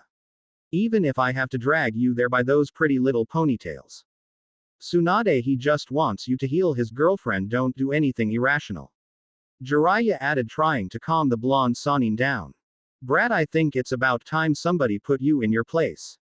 Tsunade shouted, ignoring Jiraiya. She stood up and slammed her hands on the table, reducing it to little more than toothpicks. Naruto rolled his eyes before picking up one of said toothpicks and placing it in his mouth. This action only angered Tsunade more as she grabbed Naruto by his collar only for a tail of crimson chakra to shoot forward and block her action. Tsunade retracted her hand and growled at Naruto while pointing to the door. Naruto instantly understood and casually walked out of the bar with Tsunade hot on his heels. Jiraiya sighed as he watched the two blondes exit the building. Are you worried about Naruto? Shizune asked as she and Jiraiya headed toward the door. Nah, the brat will be fine. I'm worried about Tsunade. Answer me honestly, when was the last time she actually trained? Jiraiya asks. Shizune was about to reply when she stopped. Exactly, while the kid is nowhere near good enough to beat any Sannin, Tsunade is rusty and drunk. Add to the fact Naruto doesn't pull punches, Tsunade might be in for a bit of a ego bruising. Shizune could only sigh as she and Jiraiya walked out the bar to see Tsunade glaring daggers at Naruto while the other blonde simply stared at her without emotion. Alright brat, how about I beat to within an inch of your life, then heal you so I can do it again? Tsunade asked as she cracked her knuckles. Just try to land a punch. Naruto replied. The wise crack finally broke the dam and Tsunade saw red. The Sannin recklessly charged Naruto and cocked her fist back, only see Naruto shove his hands in his pockets and dodge lazily. Tsunade lash out with her other hand only for Naruto avoid the strike with ease. They want you to be Hokage. Our village will be invaded and destroyed within a week. Naruto mocked with a bored tone as he continued dodging Tsunade's punches. Shizune and Jiraiya watched with sympathy as the elder blonde's strikes became more predictable and sloppy as her anger increased. Something Naruto pointed out. You're out of shape. Naruto dodged a jab. Your form is horrible. The young blonde slid around a hook.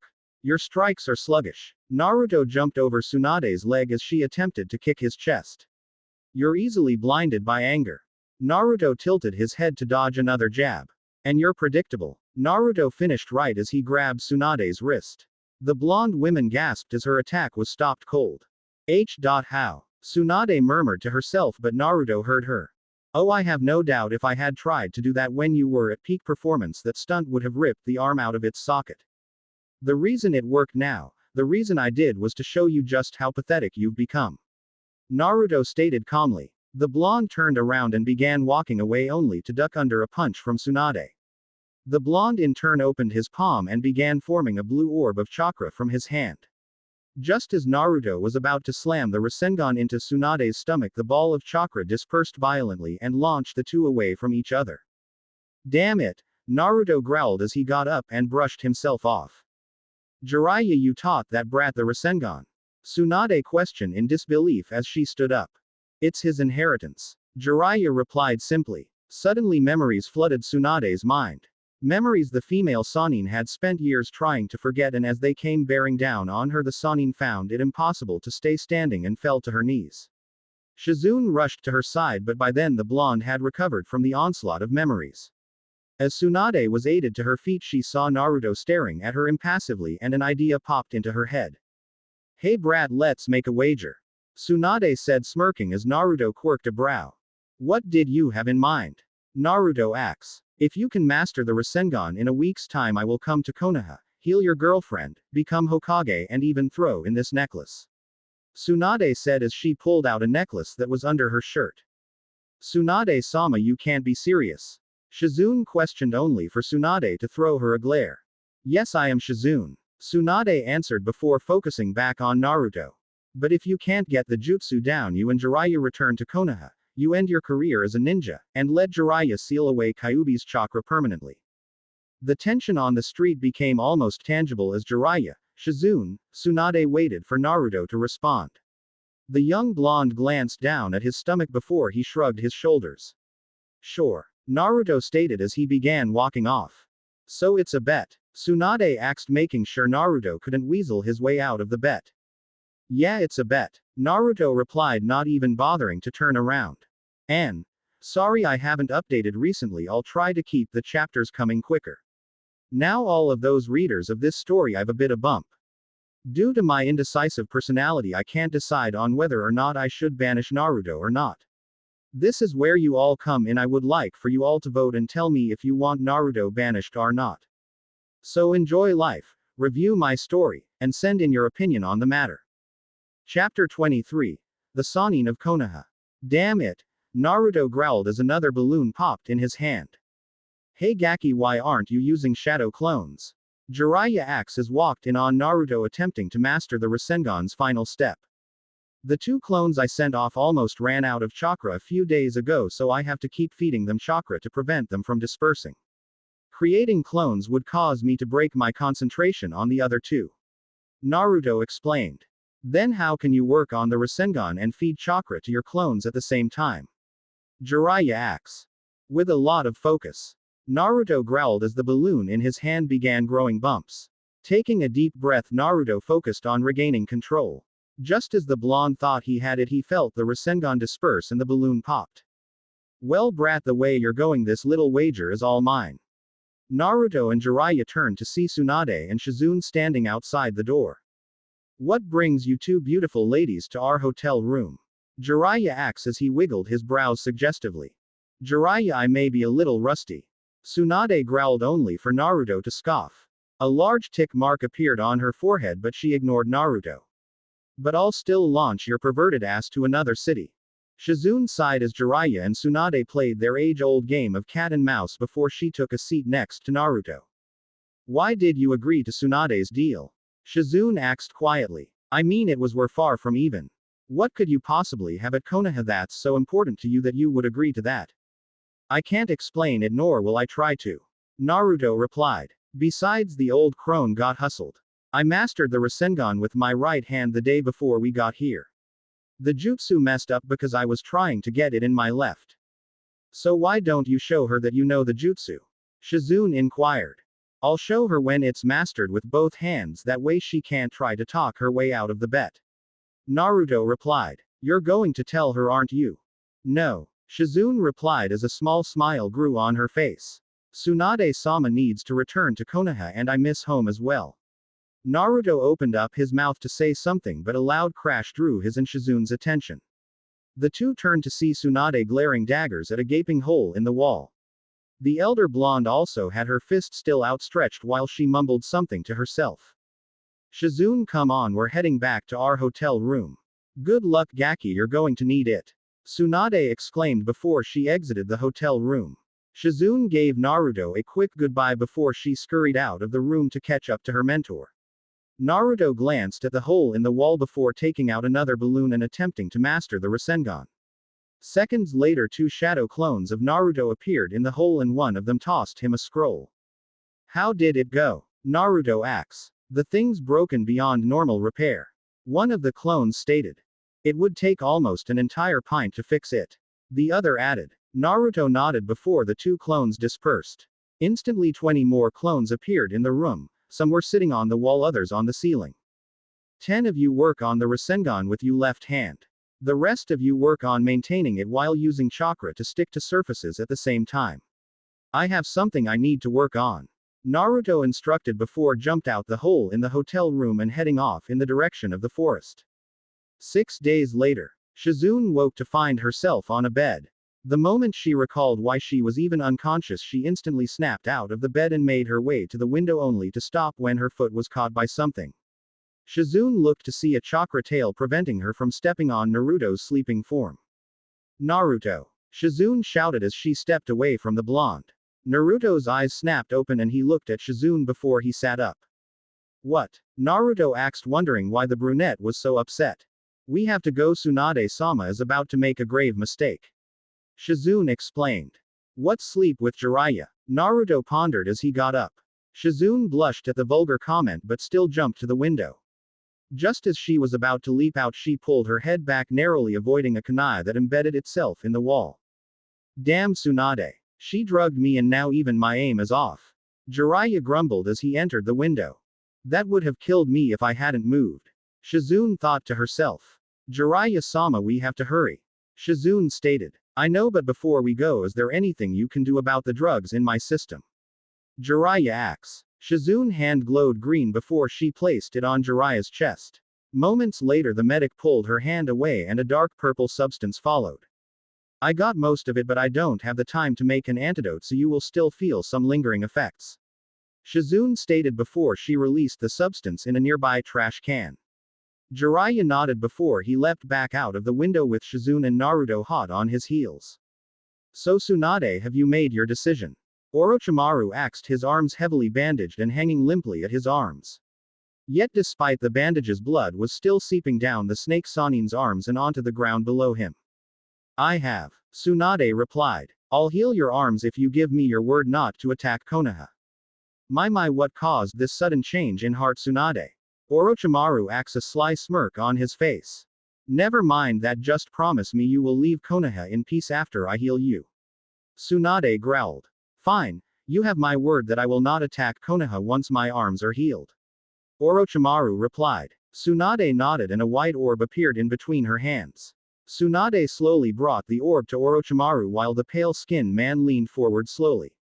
Just as Tsunade was inches away from Orochimaru, she and her fellow Sanin jumped away from each other, avoiding a kunai that landed in Tsunade's previous position. What is the meaning of this? Am I to understand you came here to betray me? Orochimaru asks. Seconds later, Kabuto landed behind Orochimaru, the light of the sun causing an ominous glare to reflect off the teen's glasses. Tsunade. The blonde medic didn't respond. Tsunade's face remained neutral as she let the orb fade out. So that is your answer. After all I offered you, you would betray me by trying to kill me. Orochimaru stated. Tsunade remained neutral. If you looked closely though, the female Sanin's fists were clenched tightly by her sides. Fortunately, I can depend on Kabuto's loyalty. A good thing he arrived in time to see the evil intentions hidden in those healing hands of yours. Yes, Kabuto said as he walked up to stand next to his master. She and I are from the medical corps, so I could instantly tell she was charging up her chakra for an attack. Tsunade and I was going to heal your loved ones for you. I even promised to give up my dream to destroy the Leaf Village. Orochimaru stated. Tsunade's calm expression changed to one of elation. As for that, I knew that your promise was empty the moment the words left your lips. Tsunade replied before eyes softened as she glanced down at the necklace she wore. And even though you would have brought them back, even if could have seen them, even if I could only for just a moment, I would never have been able live with the looks of disappointment and shame they would have given me for making a deal with a traitor like you. I see. Orochimaru stated as a sly smirk crawled its way onto his face. Then it seems I have no other choice than to force you to heal my arms. Tsunade's head shot up and she smirked. A fraction of a second later she was right in front of the snake Sannin with her fist cocked back. Orochimaru and Kabuto barely managed jump back as Tsunade's fist crashed down where they had once been standing. The moment Tsunade's fist touched the ground, a large shockwave shocked the immediate area and dust and debris. When it cleared, Orochimaru and Kabuto could see Tsunade ripping her arm out of the epicenter of a large crater. Try me. Tsunade growled as she jumped at the two Konoha traitors. We just missed them. Shizune stated as they landed in the same alley Tsunade, Orochimaru, and Kabuto had been standing in minutes earlier. Large craters and destroyed walls graced the alley where the three Konoha shinobi stood. Jiraiya was about to respond, but a violent tremor forced the three to brace themselves. After recovering, Jiraiya took off in the direction of the tremor with Shizune and Naruto hot on his heels. Moments later they landed next to Tsunade, who was on her knees a few yards across from Kabuto. Upon closer inspection, the female Sannin had blood splattered on her face, was trembling violently, while hyperventilating uncontrollably. Orochimaru, what brings you here? Jiraiya asked, stepping forward. The traces of poison still in the white-haired Sannin system doing more damage than he had expected. Sweat was trickling down his forehead and he was panting slightly. I came to visit little Tsunade-chan. Orochimaru replied. He wasn't faring much better. The snake Sannin's breathing was labored and blood was leaking out of the bandages on his arms.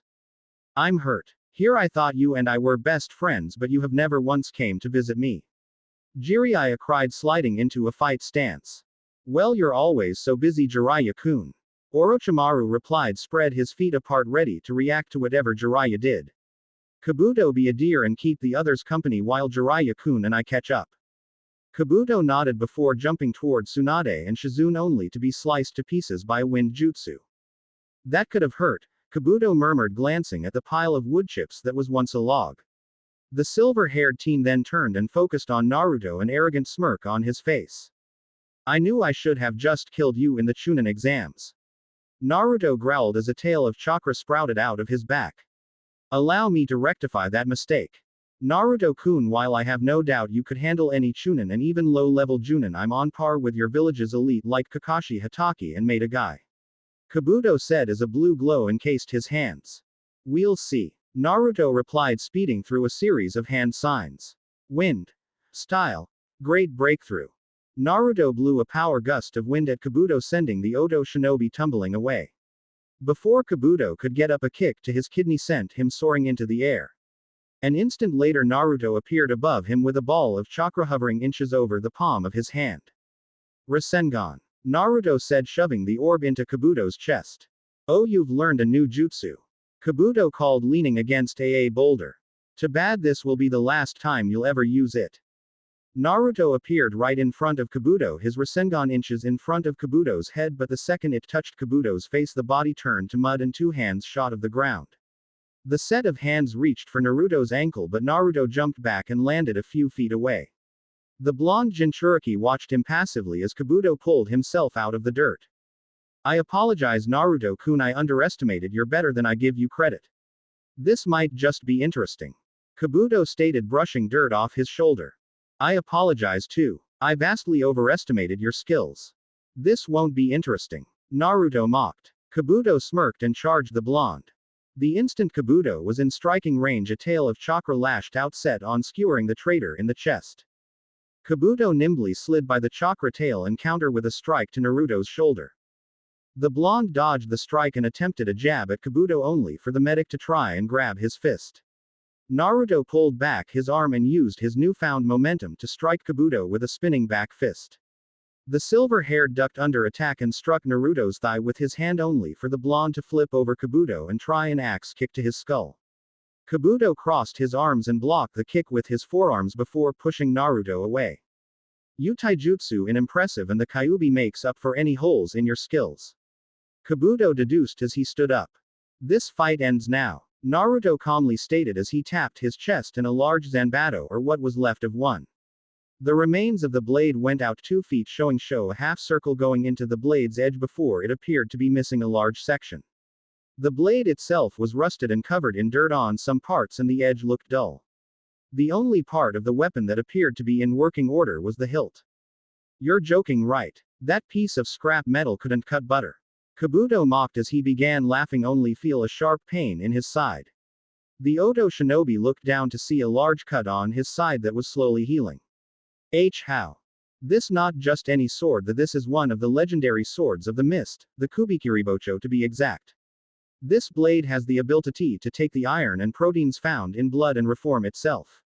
Naruto explained. Just as Naruto finished explaining, the blood that was on Kubikiribocho's edge seeped into the blade and the rust and dirt on it fell off. The edge of the blade itself seemed to sharpen and the sword grew out an inch or two. By the end of this fight you will see the fully formed Kubikiribocho. Naruto stated before he seemed to fade out of existence. Kabuto tensed and ducked under a horizontal slash at his chest, but he couldn't avoid receiving a cut on his shoulder. The elder ninja growled, but a large gash appeared on his back. His frustration growing as more lacerations appeared on his body. Kabuto was finding it harder to dodge Naruto. Realizing getting angry wouldn't get him anywhere, Kabuto reached into his kunai pouch and pulled out 2 kunai. The moment he did, he brought them in front of his face, blocking a vertical swipe that would have bisected him from the head to the groin. You fast, but your overall skills with that sword are pathetic, Kabuto said as he pushed Naruto back and kicked him in the chest. The blonde didn't even flinch, for a chakra tail stopped the blow from making contact. I'm good enough to stain your blood on the ground below us, Naruto retorted as he faded from sight again. Kabuto smirked and ducked under a horizontal slashing. This time when Naruto shifted the sword and brought back at him, Kabuto blocked with his kunai. Then, similar to how a gymnast would use the handles on a pommel horse, Kabuto swung his legs around and kicked Naruto square in the jaw. Naruto flew back and hit the ground only to explode in a puff of smoke. Boom. Kabuto's blood ran cold when he heard Naruto's voice whisper the word in his ear. Then an explosion rocked the surrounding area. Shizune and a still stunned Tsunade were almost back by the explosion, while Orochimaru and Jiraiya turned their attention to their fighting apprentices. Impressive, the blonde can keep up with Kabuto, Orochimaru praised. If not for the demon sealed in him, I might have attempted to use Naruto-kun as a host. Like hell I would let you. Jiraiya growled, his eyes not once leaving the 2 young fighters. But what do you expect? The boy was raised by a kid who was Anbu captain at 15. Only person to make captain younger was Itachi. Orochimaru simply nodded.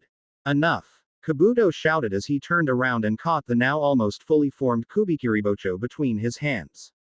The blade now was a couple of feet longer and had a circle-shaped hole in it at the top of the blade.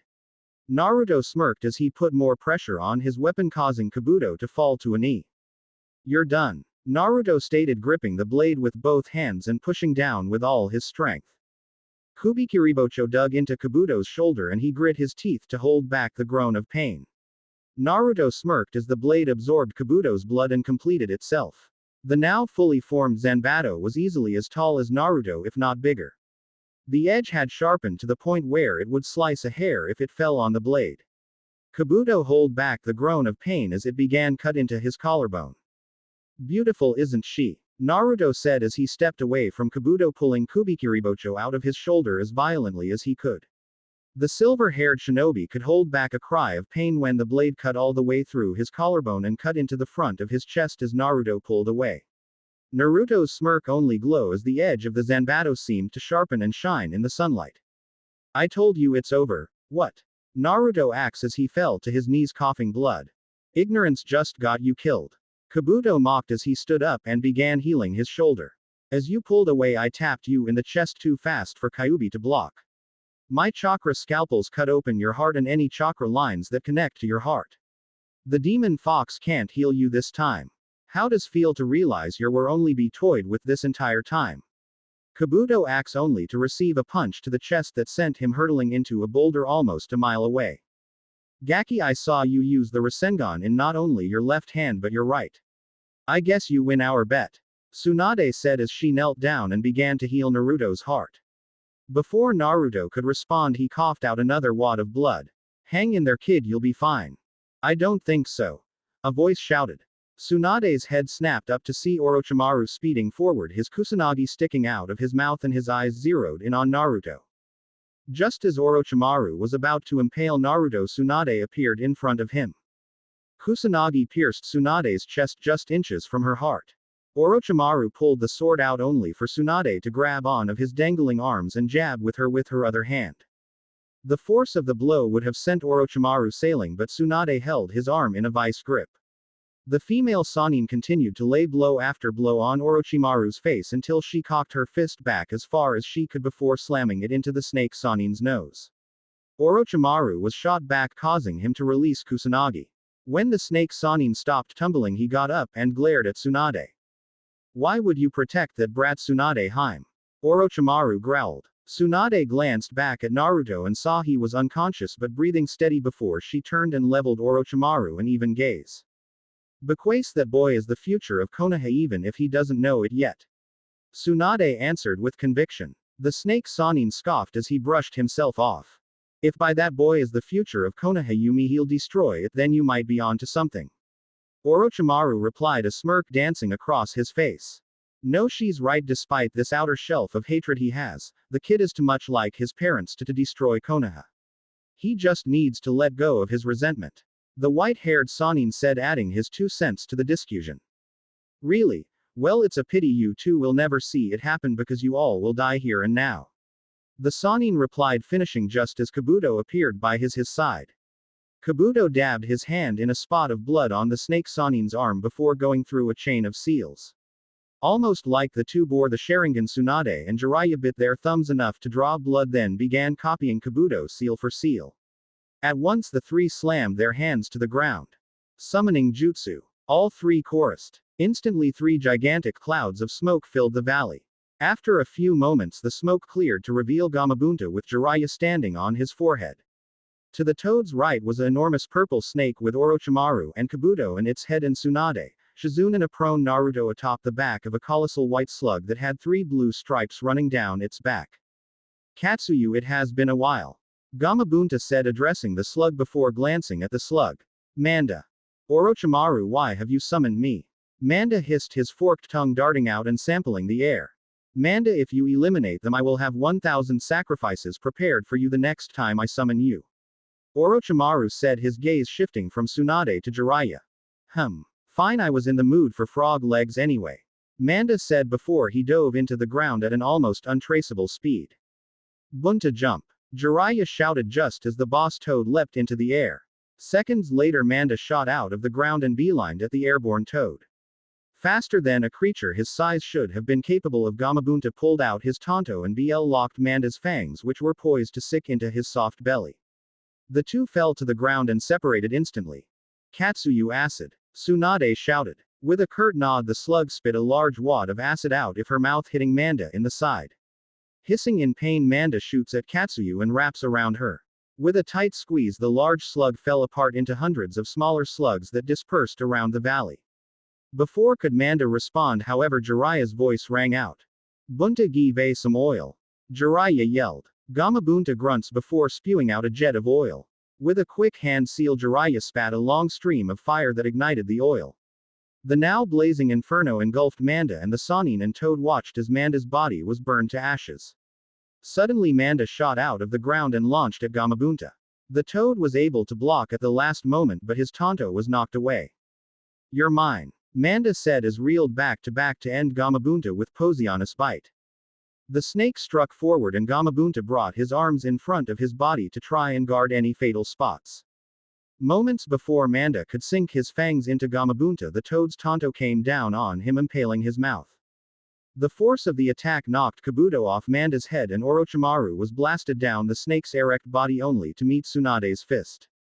Orochimaru grunted as the blonde's fist buried itself into his stomach. Yet Tsunade wasn't finished there. The female unleashed a vicious barrage of punches on Orochimaru, yet no blow seemed to affect the white-skinned man. Every punch was only met with a grunt of slight pain, even his body showed no outward signs of injury. The only indication of Orochimaru even being in a fight was the sweat flying off his body after every punch, showing he was in fact tired. Irritated that she appeared to be getting no results, Tsunade doubled her efforts and was finally rewarded with a sickening crunch as a haymaker connected with Orochimaru's jaw. The human punching bag, formerly known as Orochimaru, skyrocketed off Manda's back and hit the ground, causing a small tremor. "I really am out of shape," Tsunade mumbled as she jumped off Manda's back. "Orochimaru, if you summon me again you shall regret. Damn it, I won't be able to eat solid food for a month." Manda hissed before his form was engulfed in smoke. When the smoke was gone, Manda was nowhere to be found. Seeing as their job was done, Gamabunta and Katsuyu returned to their homelands in a cloud of smoke as well. "Orochimaru, give up, you finished," Tsunade said as Kabuto landed next to Orochimaru and helped him to a standing position. The Sannin let out a strange gurgle, which might have been laughter if his jaw wasn't shattered moments before he and Kabuto began to sink into the ground. Tsunade and Jiraiya raced to stop the escaping two, but it was all for naught. The two Oto ninja fully submerged just as Tsunade's fist hit the ground and split it open. "Damn it, how could they get away?" Tsunade growled. Jiraiya placed a hand on her shoulder and shook his head. "Running away was always what he did best," the Sannin replied. "Come on, Konoha is waiting." That's it for this part. If you enjoyed it, then like, share and subscribe for the next video, as it's going to be more interesting, and also check out my other playlists. Hope you would like them too.